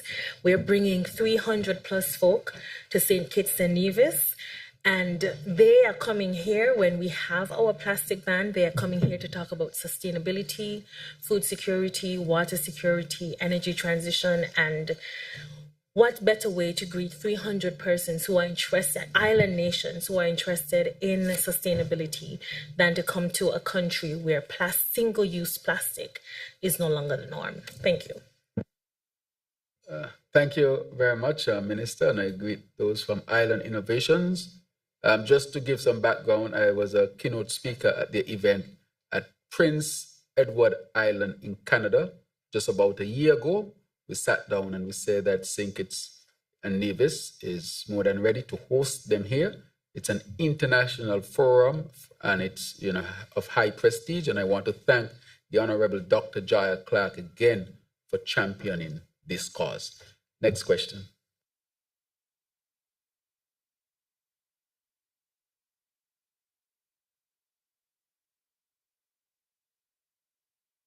Good morning, Yolanda Weeks, Win FM. What is the government's position on the recent announcement by the United States Department regarding visa restrictions, imposition on government officials and their families whose countries utilize the Cuba Health Brigade? And now that the sports season has started, can you provide an update on the timeline for the completion of the Kim Collins Stadium? If the facility will not be completed, what arrangements are in place for the inter-school championship? And if Nevis is being considered again, what kind of assistance would be given to these participating schools from St. Kitts? Thank you very much for your question. From the previous question, with respect to new international partnerships and new investment projects and so forth, to help with our current transformation, and also the question to do with visa ban, I'll allow the Minister of Foreign Affairs, the Honorable Dr. Denzel Douglas, to answer that one. And then the last one you asked, with respect to the stadium, I'll allow the Honorable Samuel Duggins to respond to that one. Foreign Minister. All right, thank you, Prime Minister, and thank the media person for asking these questions. With regard to what would have gone before in terms of new investment opportunities that are emerging, quite a lot of what we are doing in the Ministry of Foreign Affairs, International Trade, Economic Development and Investment, it's really bringing in foreign direct investment to support the specific agenda that we have set for ourselves as the people and as the government in advancing to the sustainable island state. What are these main pillars with regard to investment opportunities? The first, of course, is energy. And you would have heard from time to time that we are not just simply trying to bring the cost of electricity down by doing a number of things, but specifically, we believe that transitioning the economy from its dependence on fossil fuel energy and going into areas of renewable energy, green energy, that would bring enormous impact and positive results for our people. We therefore have been working very closely with a number of countries in the Middle East. In fact, just recently you would have had the joint press release from the Prime Minister and the Premier of Nevis with regard to the input of quite a bit of capital from foreign sources into the geothermal assessment, and thus bringing geothermal energy to fruition in Nevis for the benefit of St. Kitts and Nevis. So that's an area that we are pursuing and attracting foreign direct investment. Apart from that, Skipper on a very regular basis receives a number of requests by investors to get involved in solar energy production. Again, diversifying, I would say, our dependence on fossil fuel and using now energy from the sun, solar energy. We have been saying for some time, in fact, I would attribute this to the Minister of Energy himself, Mr. Maynard, that if you are able to resolve the issues in energy, you would also be able to solve all the issues that we have, especially in water and agriculture, food agriculture. Because the desalination that we are pursuing in order to relieve the shortage of water in our country, that again is well supported by foreign direct investment. And so we can thank the Taiwanese government and the team that we have here, led by our ambassador here, for making tangible contributions in ensuring that this particular project is successful for the benefit of the people of St. Kitts and Nevis. And it impacts not only bringing running water, reliable and clean running water for our people, but also it will help in the irrigation that is absolutely necessary if we are to advance agriculture to the next level. So these are some of the areas of investment, apart from what we're doing in terms of education of our people, providing scholarship opportunities from foreign countries so that we would be able to be better trained. We are now looking at Morocco, a lot of the new areas for engineering that we are pursuing with our students in Morocco is in the area of energy and water, so that we have technically trained people on the ground to ensure that this works when it comes into being. And now the last question, the last part of the question pertaining to the threat that has been mentioned by the Secretary of State, that countries, officials of countries that are doing business with Cuba in terms of the professionally trained Cubans who are supporting our health programs in the Caribbean region, that they would be affected by possibly controlling the issuance of visas to such persons. This is a matter that we have taken very, very seriously as a government and also as a region. In fact, just last week, Friday, we met as a group, all foreign ministers in the Caribbean community. We met virtually to look at the implications of this particular matter. And so we are in the process of examining the memorandum of understanding that we've had, the agreements that we've had with the Cuban government, who send medically trained personnel here, engineers, doctors, nurses, etc., to assist us in our health sector. On examination, we would want to make sure that the agreements do not in any way support what the US is accusing, that these persons are really being dehumanized because they are working hard in our countries, according to the US, in perception, and they're not being adequately paid because the money is being paid to the Cuban government in order to sustain the status quo in Cuba. We, again, in St. Kitts and Nevis, want to make it very clear to the world that we are not part and parcel of this type of practice as has been accused. We understand that there are some of the doctors who are here with us from Cuba who have a direct employment relationship with the government of St. Kitts and Nevis without the input of the government of Cuba.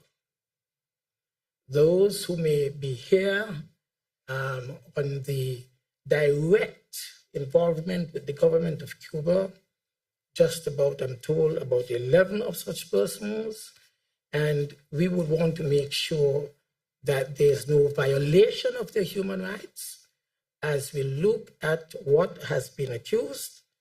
And we will be on Monday of next week when we go to, Foreign Minister will go to Washington, D.C. to participate in the observing of the elections for the new Secretary General.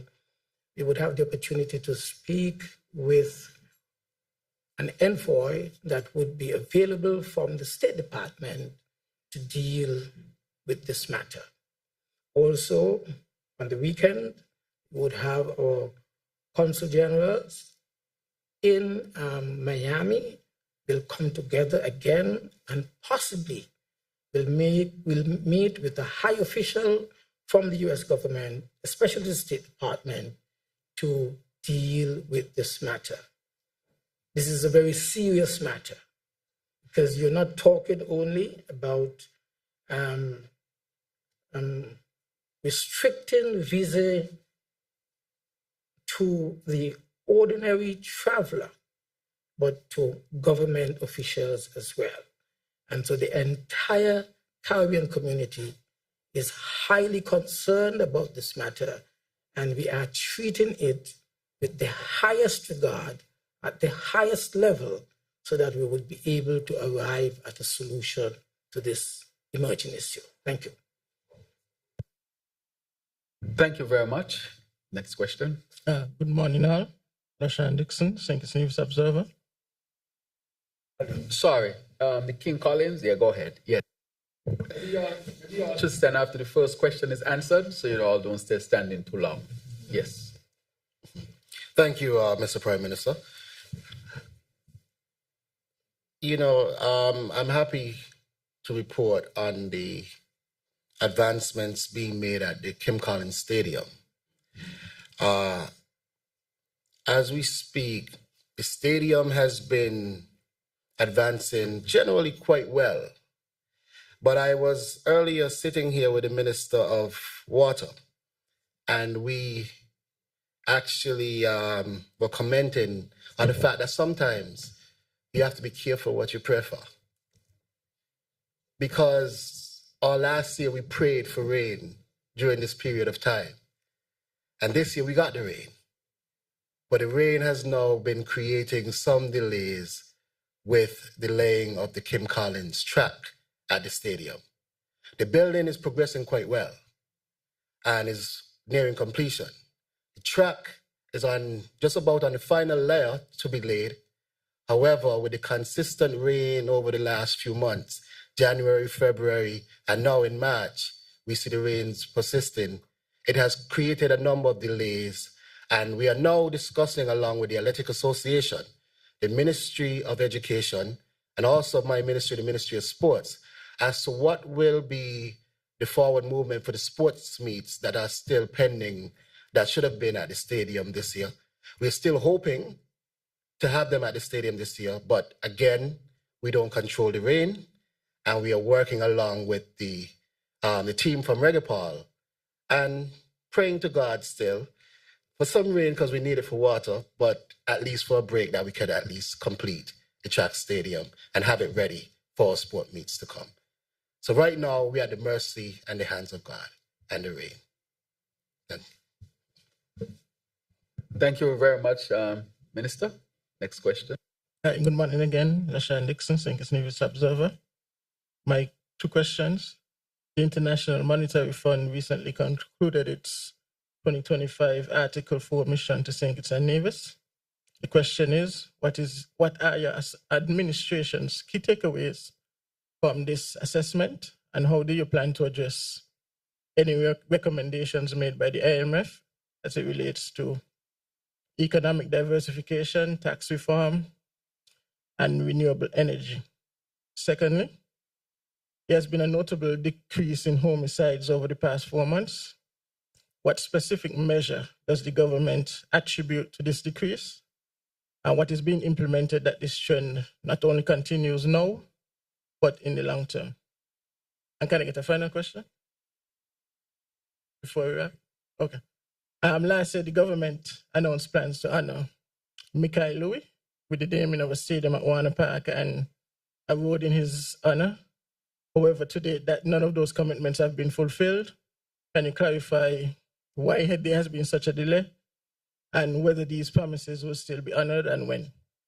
Thank you. All right, thank you very much. I will touch on the first two that are concerning me. With respect to the Article 4, the IMF report, as you know, we were engaged in that, and the IMF speak to a number of things, our, what we have done well, challenges, and other things that we should work on. I want to say clearly that we have taken the IMF's recommendations very seriously in terms of consolidation and so forth. In terms of the tax regime, some of which we would address without bringing any extra burden to our people.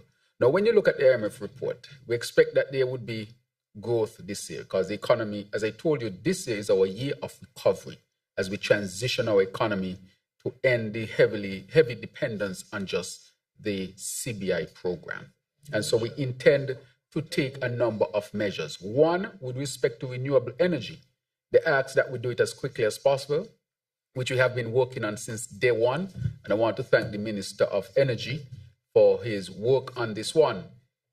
We have now secured the funding to do the drilling for the geothermal project. And the Premier of Nevis has spoken to this. The funds that we have secured come from the CDB, and we have a meeting this afternoon at 5 p.m. with the CDB as we are nearing the completion of the procurement of the bidding process to start the drilling. And also, we have also gotten funding from the Saudi Fund for Development. And I want to thank the government and people of Saudi Arabia and its leadership for partnering with us in our energy sector.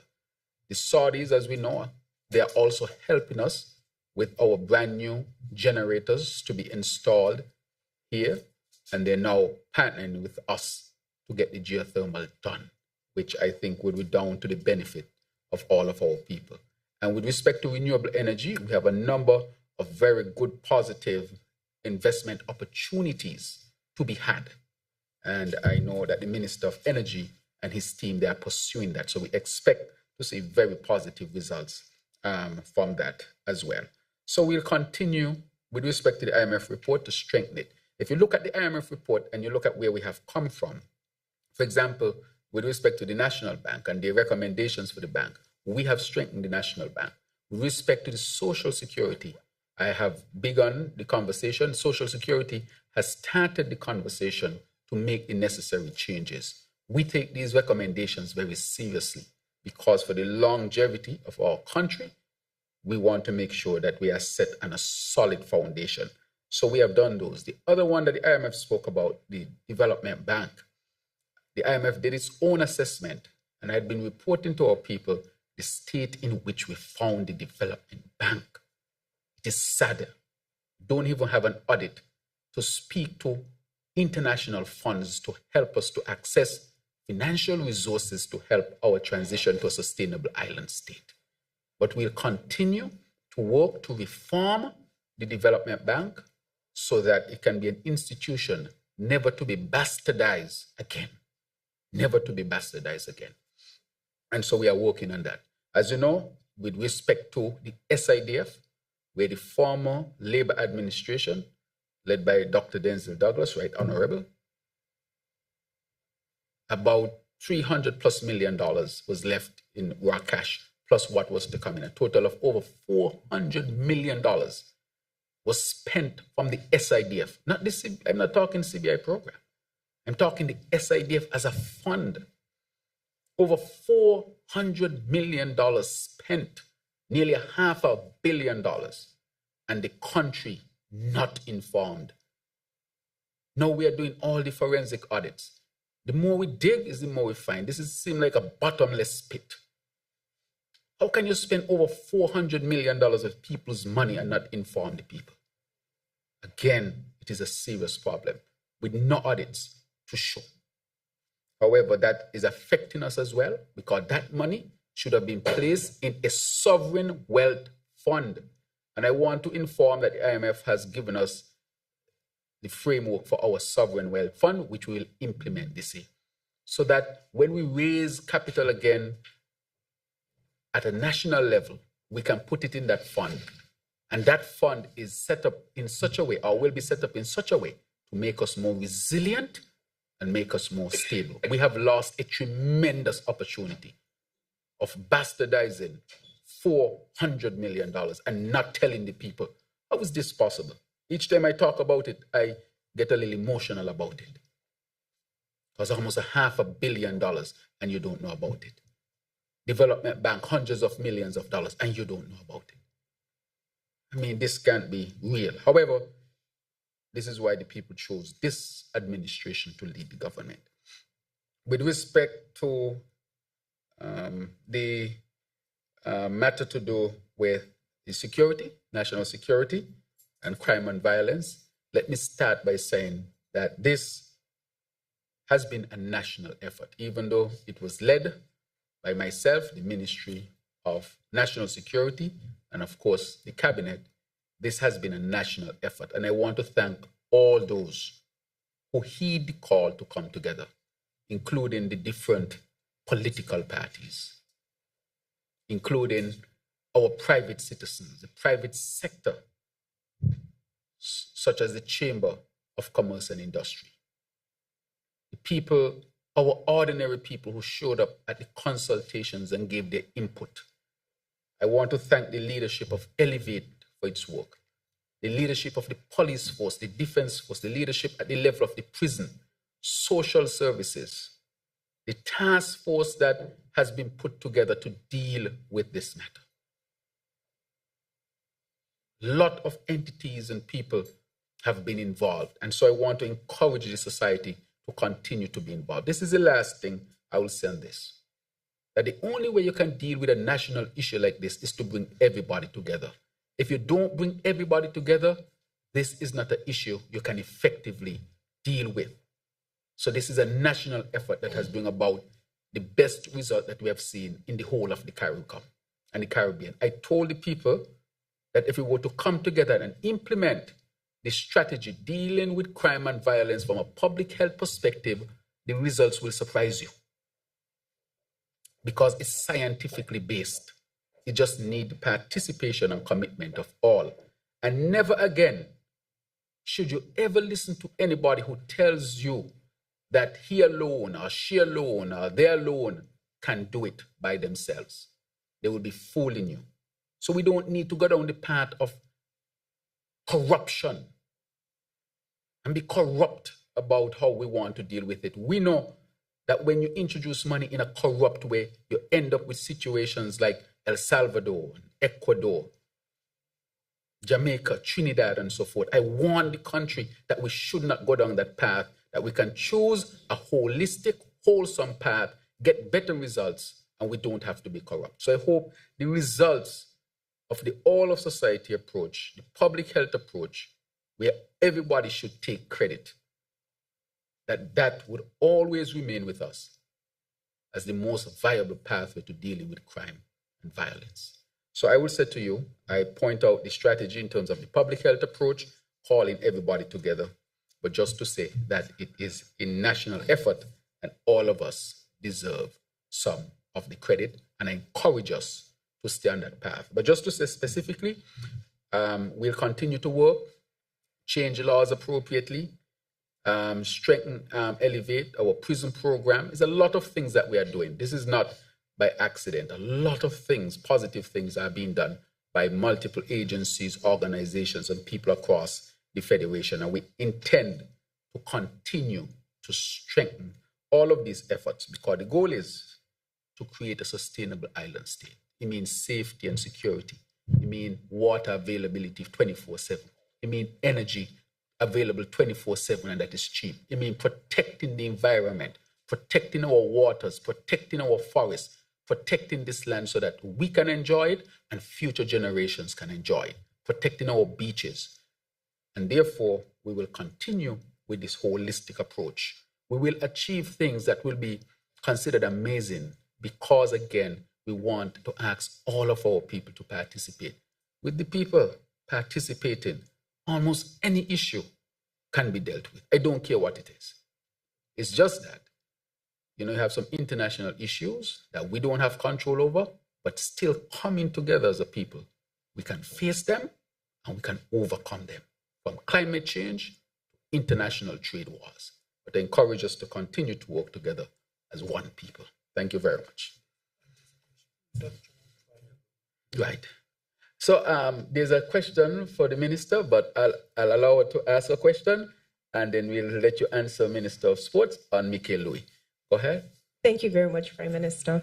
And you in part touched on what I wanted to ask about. We're now in March proper, and there have been no homicides in the Federation for the year. I think that is significant. So I was hoping for an update on the work of the Citizen Security Secretariat and the task force which you chair, along with co-chair Senator Phillip. Last week, there was also a significant intervention, the first of the year, where the primary and secondary schools in the country were gone into. That was something done in partnership with the Ministry of Education, highly successful from all accounts. So the Minister of Education is also here. Perhaps he can comment from that end as well on what they think about the citizen security efforts and interventions.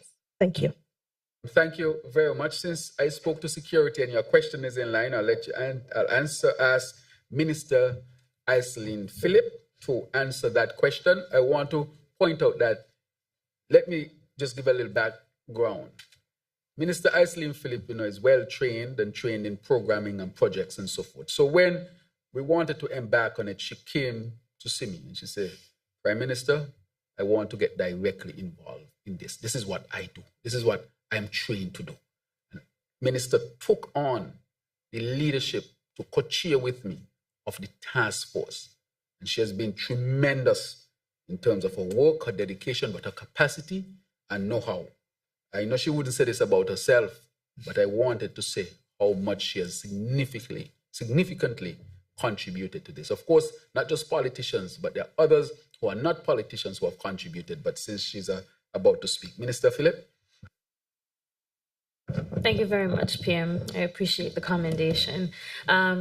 In relation to citizen security and the Advisory Council and our plans in regards to that. So the question, of course, in relation to the reduction in homicides and the fact that we haven't seen any, as the Prime Minister said, I believe is attributed to a combination of things, not only the efforts from national security in relation to law enforcement and criminal justice, but of course, because of the response that we've been getting and the efforts we're really making to engage with the community, which is what we're really trying to do through citizen security. By making sure that we have very strong community engagement. So we do have all hands on deck and everybody taking responsibility for making sure that we can, in fact, create peaceful and safe societies and communities. In terms of plans moving forward, we would have launched the 90-day campaign last year to where we started, and we went into the communities for community conversations to get everybody involved and sharing their own views. We do plan to continue this year by re-engaging the communities in a different way, where we hope to really be able to be responsive to some of the needs that the communities expressed. Of course, we want to continue working very closely with national security because they do have the information and data as to which communities and which areas are hotspots for criminal activity and have more of a proclivity towards violence. And we want to also continue with the partnerships with the Ministry of Education because, of course, as the Prime Minister says, in terms of applying the public health approach, we do need to be able to interrupt the transmission of violence where it starts, and it's among our at-risk youth and children. And so we want to make sure that we can strengthen the partnerships with the Ministry of Education by being able to continue with data collection, which is very important, so that we really understand the issues and the challenges and the problems so that we can, in fact, create interventions. And we want to be able to continue creating interventions in partnership with the communities, with the private sector, with all citizens, and also to be able to empower non-governmental agencies to be on board in supporting the efforts. This is really definitely most literally an all of society approach, and that is really what we will be consistently pushing and pressing as we continue the work of citizen security while national security continues its work with law enforcement. Thank you. Thank you very much, Minister. If you were to speak on everything, it will take you a year. Thanks for your brevity. I'll now turn it over to Minister of Sports. Yes, thank you again, Honorable Prime Minister. Just to touch briefly on our superstars, Michael and Jeremiah Louis. Last year, we collectively decided to honor them for their ascension to the West Indies cricket team and their commendable work in the area of cricket. and we identified a number of areas which we wanted to honor them. We have indeed delivered on a number of those, but there are 2 outstanding areas. The ceremony that will highlight which stadium will be named after them, and the ceremony to highlight which road. Of course, when you're naming stadiums and roads after individuals, some deliberation must occur because you have to identify which ones and ensure that there is some buy-in in terms of those selected. And we have actually been discussing activities this year. As we know, Australia is likely to be playing here in St. Kitts and Nevis in July. And we do have CPL this year again.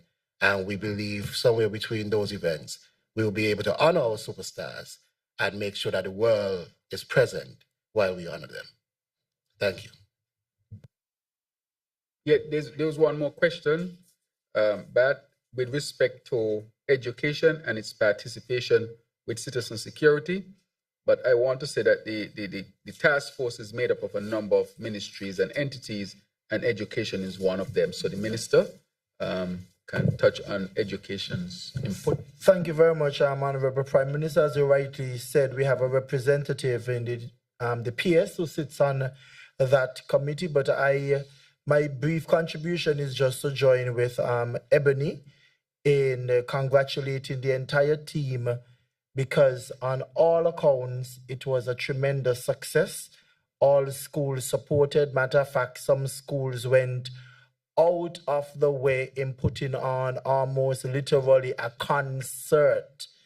And the simulation exercises that they presented, we are definitely moving in the right direction. And the Ministry of Education continues to support this initiative, not only just for the day of interruption, but as a messaging throughout the entire teaching from 8:30 to 3:30.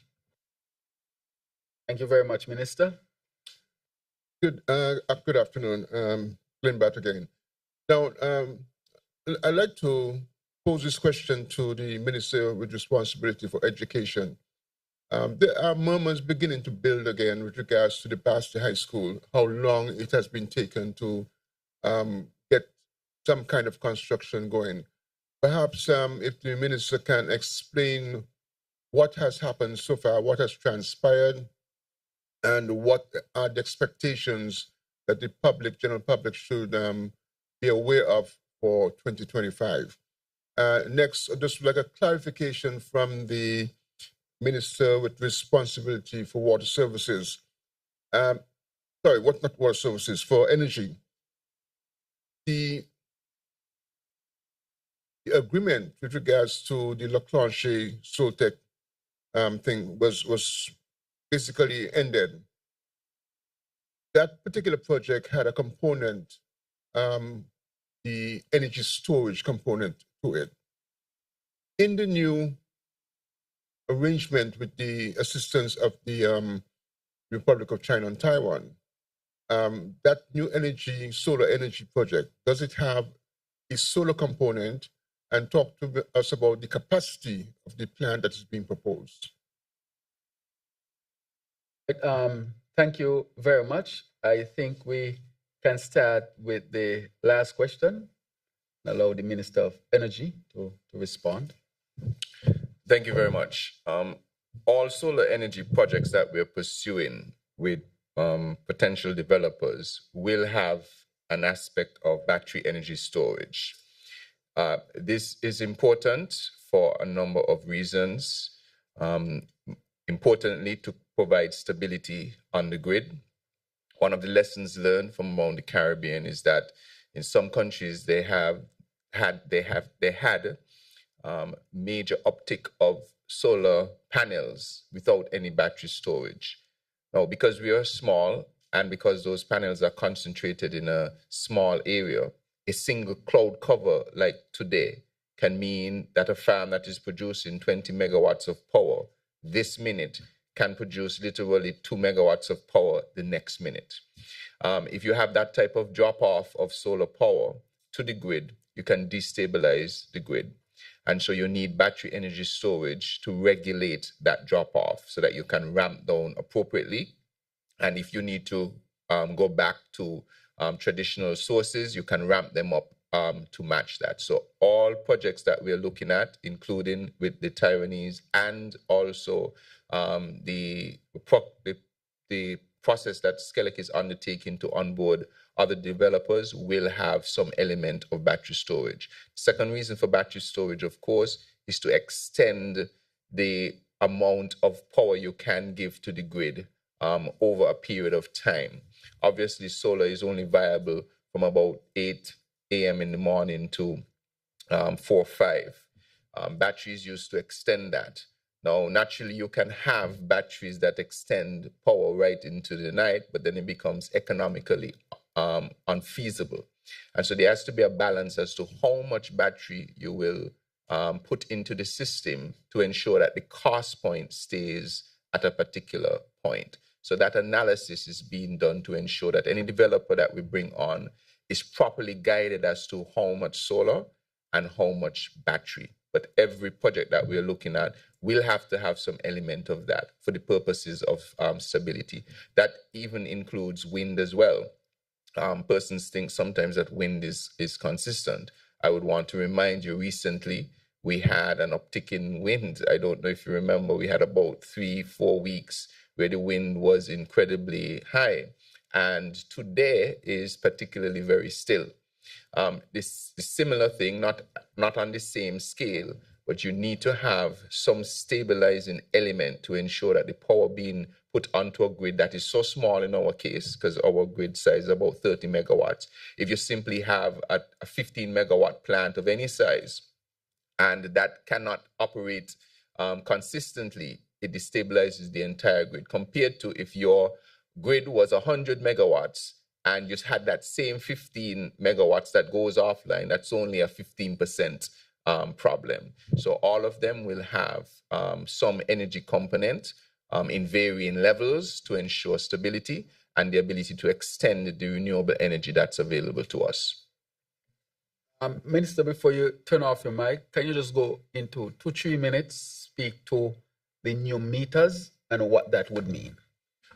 Right. So the new meters are going to be transformational for our energy sector in a number of ways. In terms of a technical viewpoint, I mentioned some of them before. We will now be able to view everything that is happening with the energy going in and out of your house. So if you say something is happening at your property, everything will be able to be recorded. These are smart meters, and so they now can be controlled from a control center and observed from a control center. So billing can be more regular, and it's going to be completely accurate. So we will eliminate the issues of errors associated with reading the meters. I think the Prime Minister wants me especially to talk about the fact that very shortly we should be unveiling our feed-in tariff policy, which will mean that you can invest in renewable energy products at your home, whether it is even a small wind turbine or whether it is solar panels, and you can get into an agreement with Skelec to produce energy for Skelec. You sell all of it to Skelec. That is the particular framework we're looking at. And then you will buy the remainder from Skelec. So it's quite possible you can sell more than you ever need to buy, so you don't have a bill. And so this meter will allow for us to be able to do that and record it properly and observe everything associated with your renewable energy setup.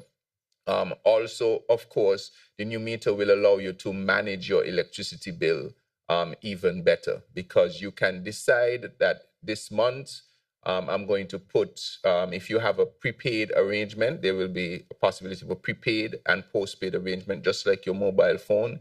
You will decide if you want to put on $100 this month, and you manage that how that $100 is used. You will be able to obviously get alerts and follow as to where that is, so you can actually see your usage over time and understand what you need to disconnect, connect in your house to be able to manage your energy usage effectively. So this will help Skelec, obviously. There will be no need to disconnect anyone because you will be in complete control of your energy. You can decide when it goes on, when it goes off. That's all up to you. So there are many, many advantages to this AMI. And as I said, we're now well advanced in this. The rollout is going to be this year.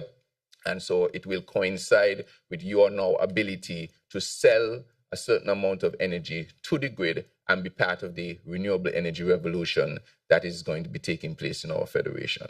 Thank you very much, Minister. That is good news to me as well.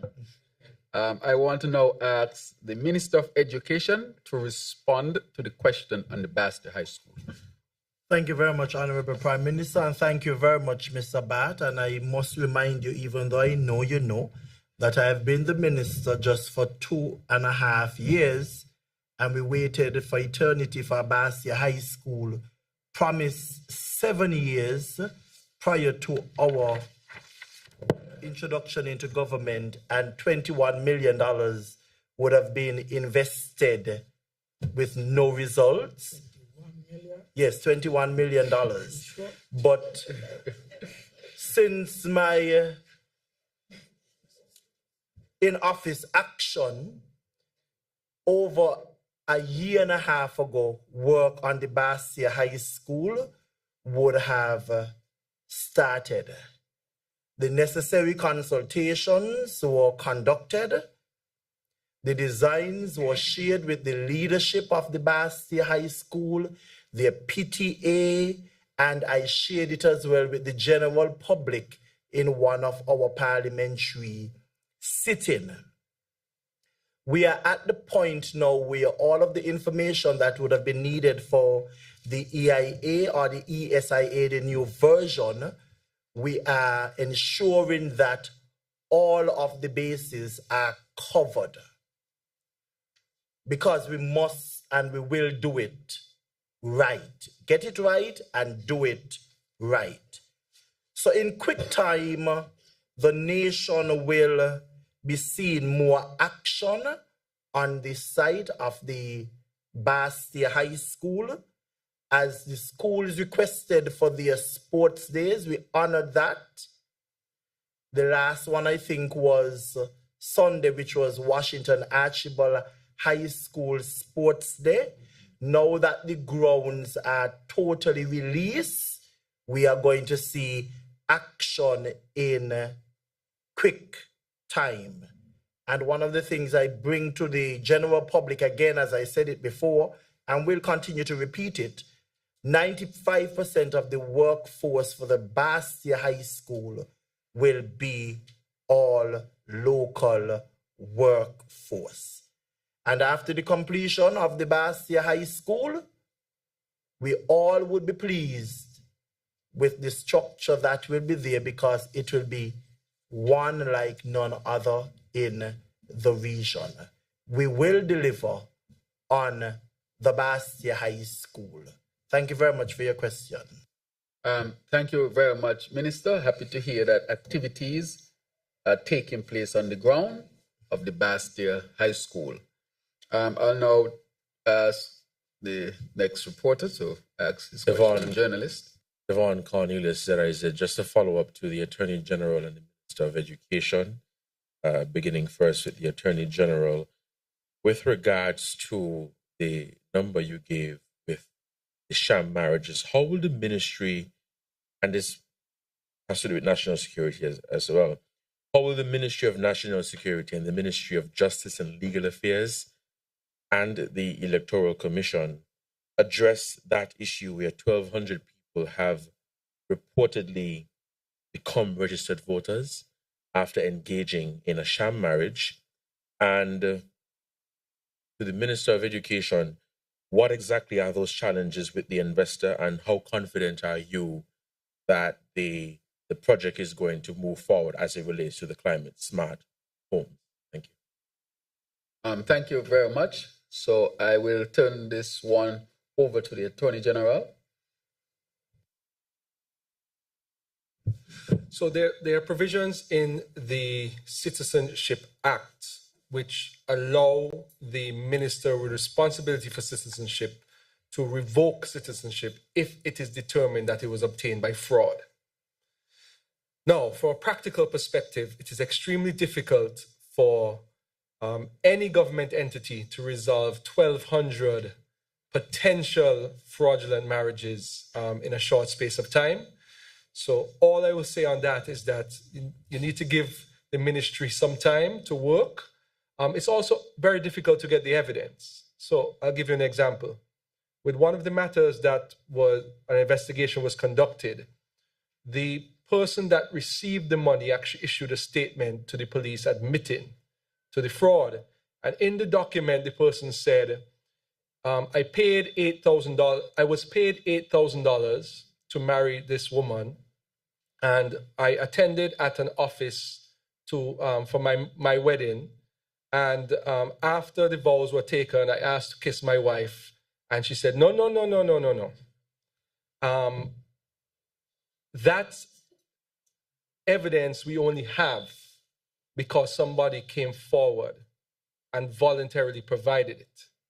Now, it's very difficult to conduct investigations and get evidence when you don't have that voluntary evidence being provided. So that's why I gave that example, so you could understand that it's going to be very difficult to unravel that more than $1,000 mess that we met. But time will tell. No, sorry, 1,000 plus persons, sorry. No, it was 8,000, between 8 and 11,000 was the going rate, apparently. And I was informed that some people would get married, take their money, divorce, and then find another person to get another 8,000. It was a very, very lucrative industry for many people, unfortunately. But it's going to take a little while to unravel because it's very complex and it's very difficult. What has been done, though, as a policy, because what has been recognized is not just the persons who with sham marriages who were registering to vote. They were also trying to pass down the citizenship to their children. So for example, somebody who had a child in another place, they would get married here, gain the citizenship, and then apply for their child who was in another country to get the citizenship. What has been done on advice from the chambers is that every application that is made for citizenship, there must be an affidavit swearing that it was not by way of fraud, which puts the person at risk of prosecution for perjury if there is then evidence discovered that it was a sham marriage, so that the fruits of the rotten tree don't continue. That is how we've tried to protect our country in that regard, but it's going to be very difficult to unravel as you would expect with those types of numbers. Thank you. As the minister, of course, we are a country where we have gotten immigrants, and so we are not anti-immigrant at all. However, we want that laws, just like any other country, to be respected. And so when it comes to something like marriage, which is in our country is something that is considered to be holy, we want people to enter that institution with the respect that it should have. And therefore, we want that to also be part of the discussion, that we are for people getting married and getting married with the right intention, people having a pathway to become residents and citizens of St. Kitts and Nevis. But our laws are there, and we are a nation that respects laws, and therefore we are asking that all respect our laws. So while we are pro-immigrant, we are also saying that our laws, just like any other country, should be respected. So I also want to give the opportunity to the Minister responsibility for housing to respond to that question. Thank you very much for the question as well. As I indicated in my original statement when I spoke about housing, and I highlighted the fact that There are a number of challenges. Of course, some of the delays is contractual, and that is being handled with the Ages Office. But I can give you the assurance that all is being done to resolve this matter, and we are committed in delivering the homes for our people. And as I said before, NHC continues to build homes almost on a daily or monthly basis. We are now at the 140 plus mark with those. And even yesterday, I had the privilege of walking through 4 apartments building on East Street, and another 4 is under construction. And over West Street, you have the complex there as well. So we are delivering for our people. And I would say in our governance, there will be challenges. That is how governance is, or that's life. What makes the difference is how do you deal with your challenges? We were very prudent in building up. There is a challenge, and as the minister has said, he's working through a challenge. However, we have not stopped building houses. And we will continue to push along. He's a very competent minister with a tremendous amount of experience in government. I think he's the longest serving, besides our senior minister here, as a civil servant. And so he's obviously moving along to resolve this particular matter. Nonetheless, he has the support of the cabinet to continue to build houses. And just yesterday, he had an excellent walkthrough in a new type of development in the Bastia area in East Street, I think it was, where you can see multi-floor building with, I think, 4 good-sized apartments or housing areas so that families can occupy, and he's building more, and houses are being built as we speak. So it does not stop us. We're going to continue to push forward and resolve whatever challenge is there. As I said before, we will be transparent and open. I think people understand that life sometimes can have its challenges, but how do you overcome them? And this is what the minister is definitely doing with the support of all of his colleagues. So I hear that this is the last question, and I'll turn it over to you. Okay, yes. Relsa Rankin, Sugar City FM. Once again, my final question, and this is the last question. And it's directed to Honorable Samuel Duggins. What is your ministry or the government doing, concerning the livestock owners? Because we've noticed accidents happening with livestock owners, and, there's no way of finding out who these animals belongs to, so that they can held accountable. Because I noticed in certain countries, they would brand the animals, and that brand would, direct to the owner. And that way you would find who the person is responsible, because a lot of accidents has been, occurring due to the livestock. Recently we saw one, I think it was a pickup or something, guy run over 7 sheep or goats. Everybody's still wondering how that happened. And, also, I know probably in your closing remarks, can you give an update as to the Tabasco plant? And that's it. Minister of Agriculture? Yes, thank you once again.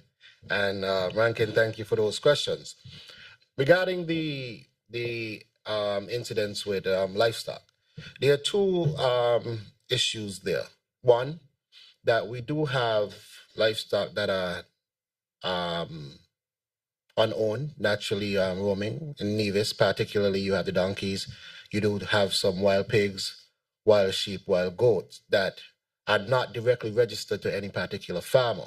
And that is something that we have to contend with. But that presents a number of challenges, because you don't just want to remove all of them from the ecosystem either, because they keep a delicate balance. So how do we manage that? The other part is for registered animals. We do have a registration process at the Department of Agriculture, and we have been amending our laws and regulations. Most recently, the Plant and Animal Protection Act were brought forward, and we want to be able to start putting the right laws in place to then enforce on the back end properly. Because the truth is, we can't have animals just freely roaming the road in the country because they pose a number of challenges to our drivers and pedestrians alike, and households as well. And importantly, to our farmers, because the sheep go into cattle grazing grounds, eat down the cattle grazing grounds, and they go into farms, eat down farmers' produce. So we must have some kind of control, and we are working on the legislation to be able to have a robust framework to enact that control. And that's where we are currently. But we also encourage the livestock farmers to keep greater control of your animals. Yes, we understand that they need to graze in some cases, but that could be managed. And we encourage all livestock owners to manage the grazing of their animals as well, while we work on the laws to be able to enforce that properly. Yes. If you can also touch on the Tabasco project. Yes. Yes, regarding the Tabasco project. So far, we've done the experimental plot, and we see some really good results. We had the expert from Tabasco here just last week, and they are quite impressed with the results that they are seeing in St. Kitts, and they have indicated that we have a bright future ahead for our growing in this regard. We are now rolling out the actual production sites, and we have been acquiring some land. To date, I think we have acquired over 100 acres of land to put into production for Tabasco peppers. It's a 3-month process to harvest, and we are hoping by the end of this year that we will be exporting agriculture produce for the first time in a long time to the United States. And so that project is ongoing and going very well. We are seeing the fruits of that already emerging. Yes. Thank you very much, Minister. Just to say that every 10 acres, every acre is 3 to 5 workers. That's what we're told. Yeah, every acre is 3 to 5 workers. So if you have 100 acres, you get the idea of how many jobs that will create. And we want to do about 200 acres eventually or more. In addition to that, the minister will tell you we'll diversify and grow other crops so that we can export and supply in larger markets. So agriculture, we are making necessary investment. Food security is critical for us as a people. I want to give the last word to Honorable Dr. Joya Clark, who has a very special announcement and to fill us in with details to deal with some. This matter is very high on our agenda as we deal with the issues of climate change and how it's affecting us here in St. Kitts and Nevis in particular, and the region in general, and the world as on a whole. Dr. Joya Clark. Thank you, Prime Minister. For a moment, I thought I had a wedding announcement, but I didn't know. But indeed, so Island Innovation, James Elmore and his team, they're here with us in St. Kitts, and they're working very closely with Miss Sharon Rattan, who is leading on the event coordination for GSIS. We expect to bring 300 persons here to St. Kitts and Nevis for up to 5 days of partnership, a youth forum that the Ministry of Youth will be helping us to mobilize over 100 local participants plus 100 international participants. We intend to have a very special opening day hosted at the Eco Park in partnership with the Republic of China and Taiwan, one of our greatest island partners in sustainability. Also, a 2-day session at the St. Kitts Marriott Hotel, where we will be having a CISA-themed conversation with experts, island leaders, former prime ministers, heads of state. And we're also having a 2-day sub-region summit where the Nevis Island Nation, will be hosting other sub-regions such as Anguilla, the etc., to talk about the issues that affect them in terms of climate financing. Importantly, we're having a geothermal summit on the island of Nevis, co-hosted by our Minister of Energy here, as well as the Nevis Island Administration in partnership with Skelec and Nevlec. The ministry took on Prime Minister's mandate about conference tourism and sustainability, and we're bringing folks to St. Kitts and Nevis to have a fulsome discussion on everything that matters to us around sustainability. It is not a simple task of mobilizing resources and persons to have conversations and meaningful conversations about sustainability. Importantly, because our island has islands, we have demonstrated our commitment to sustainability. Many of our regional partners have opted to come on board. We have a very, very promising project with Climate Smart Accelerator in the Caribbean, and they're going to be doing a hydroponics project in partnership with the Ministry of Agriculture. Our local creatives, craft vendors, everyone will be on board to showcase not just our mandate for sustainability, but what we have to offer here in St. Kitts and Nevis. Importantly, the Global Sustainable Island Summit would be the third summit that we're having here with the ministry support. We're having the Green Climate Fund in 2 weeks, and everyone knows that the Green Climate Fund is about financing, climate financing. And then we're having ECLAC, which is bringing regional human rights and environmental defenders. And then, of course, we culminate with the Global Sustainable Island Summit in May. But that's not it, because agriculture will also be bringing 350 persons in October for Caribbean Agricultural Week. So St. Kitts is a hot spot, but importantly, bringing island nations from the Pacific, from Europe, from Africa, from the Caribbean means quite a bit, and it's a demonstration that St. Kitts and Nevis intends to become a sustainable island state with partners. And thank you, Prime Minister, for giving us the mandate to do so. Last year, we're here to bring everyone on board. Thank you. Thank you very much, Minister. I want to now say the final word. Not much to say, because I think that the ministers, of course, have answered, succinctly and have given sufficient information. And of course, in their ministries, they would have all the specifics. And as you speak to each minister, you recognize how each minister dominates his or her ministry, portfolios, and so forth. And that is what we're about. But most importantly, no minister can achieve what they achieve without the full support of the cabinet. This is a united cabinet. You can't have the achievements you're having in the area of security without the cabinet support. In the area of sustainability, to bring Island Innovations, which is such a prestigious organization here to our country, without cabinet support. You can't have what is being achieved in agriculture with so much increase in fishery and crops and so forth without cabinet support. Energy, the transformation we are seeing at the quarry, new equipment, without cabinet support, these things can't be achieved. In the area of foreign affairs and trade and so forth, that needs cabinet support. And education with a new Bastia High School, the housing, even though there has been a challenge, continues to build houses. That is because there is cabinet support. And of course, myself as the Prime Minister, is because there is cabinet support. So this united and strong cabinet has its focus on delivering for the people of St. Kitts and Nevis through the many challenges, ups and downs, especially in a very unpredictable world where climate change and geopolitical issues are affecting us. We have not contributed, but we are asked to respond.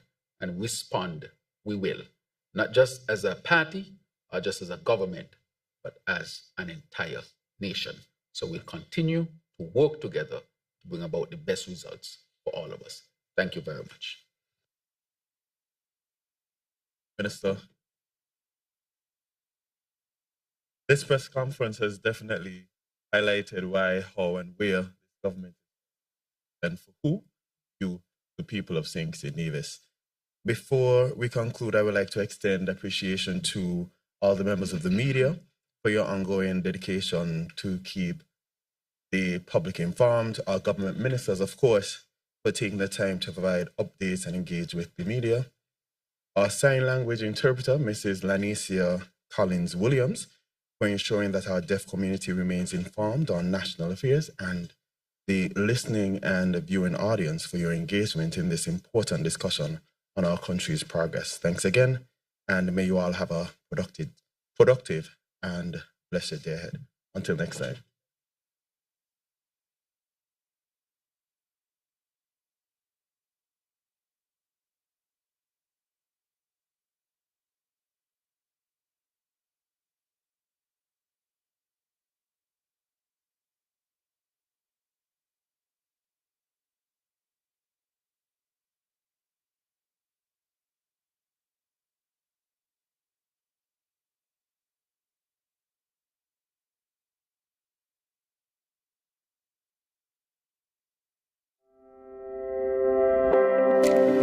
To have this machine here is really a blessing to the people of St. Kitts and Nevis.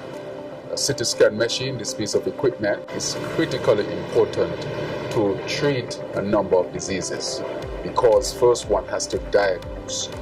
It is important for strokes. Anyone who has a stroke really should get an emergency CT scan to determine the course of treatment. We know that strokes are very common here in St. Kitts and Nevis, and if you don't have a CT scan, it really limits how effectively you can treat those who suffer from strokes. The other thing that this machine offers is to be able to diagnose heart disease, especially the blood vessels around the heart. We don't have the capacity to fully diagnose these to determine the course of treatment, but this machine has the capacity to do that. This piece of equipment is critically important and fundamental in making sure that we can improve treatment of you citizens of St. Kitts and Nevis. And all this is really towards our upgrading of our hospital, towards becoming an accredited institution.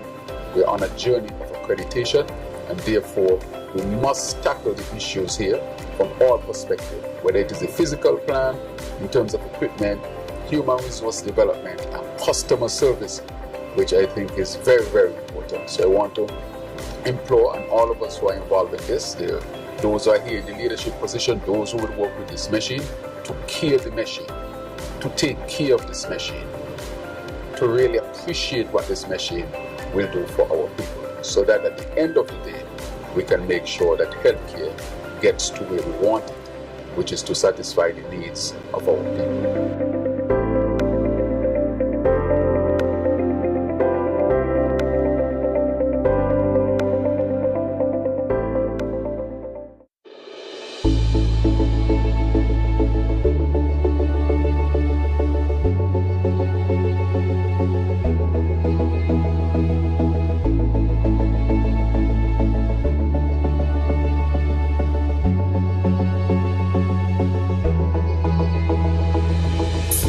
Grateful that the government saw the need to procure additional equipment sufficient to match the anticipated market demands for aggregates for construction projects in 2025. It is with great pride that today we celebrate a significant milestone for the government of St. Kitts and Nevis with the commissioning of a newly upgraded government quarry. We are pleased to share that we have now commissioned 3 other critical pieces of equipment: the secondary crusher and the screening plant. Additionally, the rock back truck that you see on my right. With these new additions, the quarry's output is set to increase by over 300%.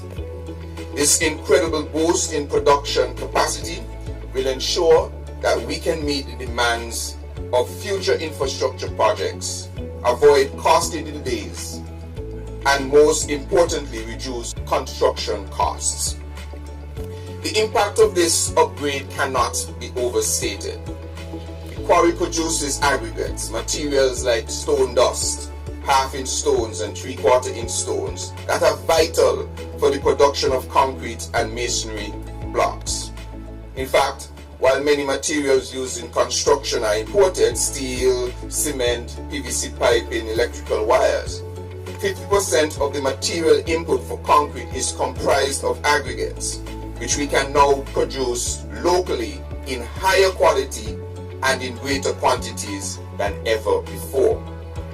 With the commissioning of these new additions, the power screen secondary crushing plant, the power screen screening plant, and the rock back truck, we take yet another step forward in enhancing the efficiency and productivity of our quarry operation.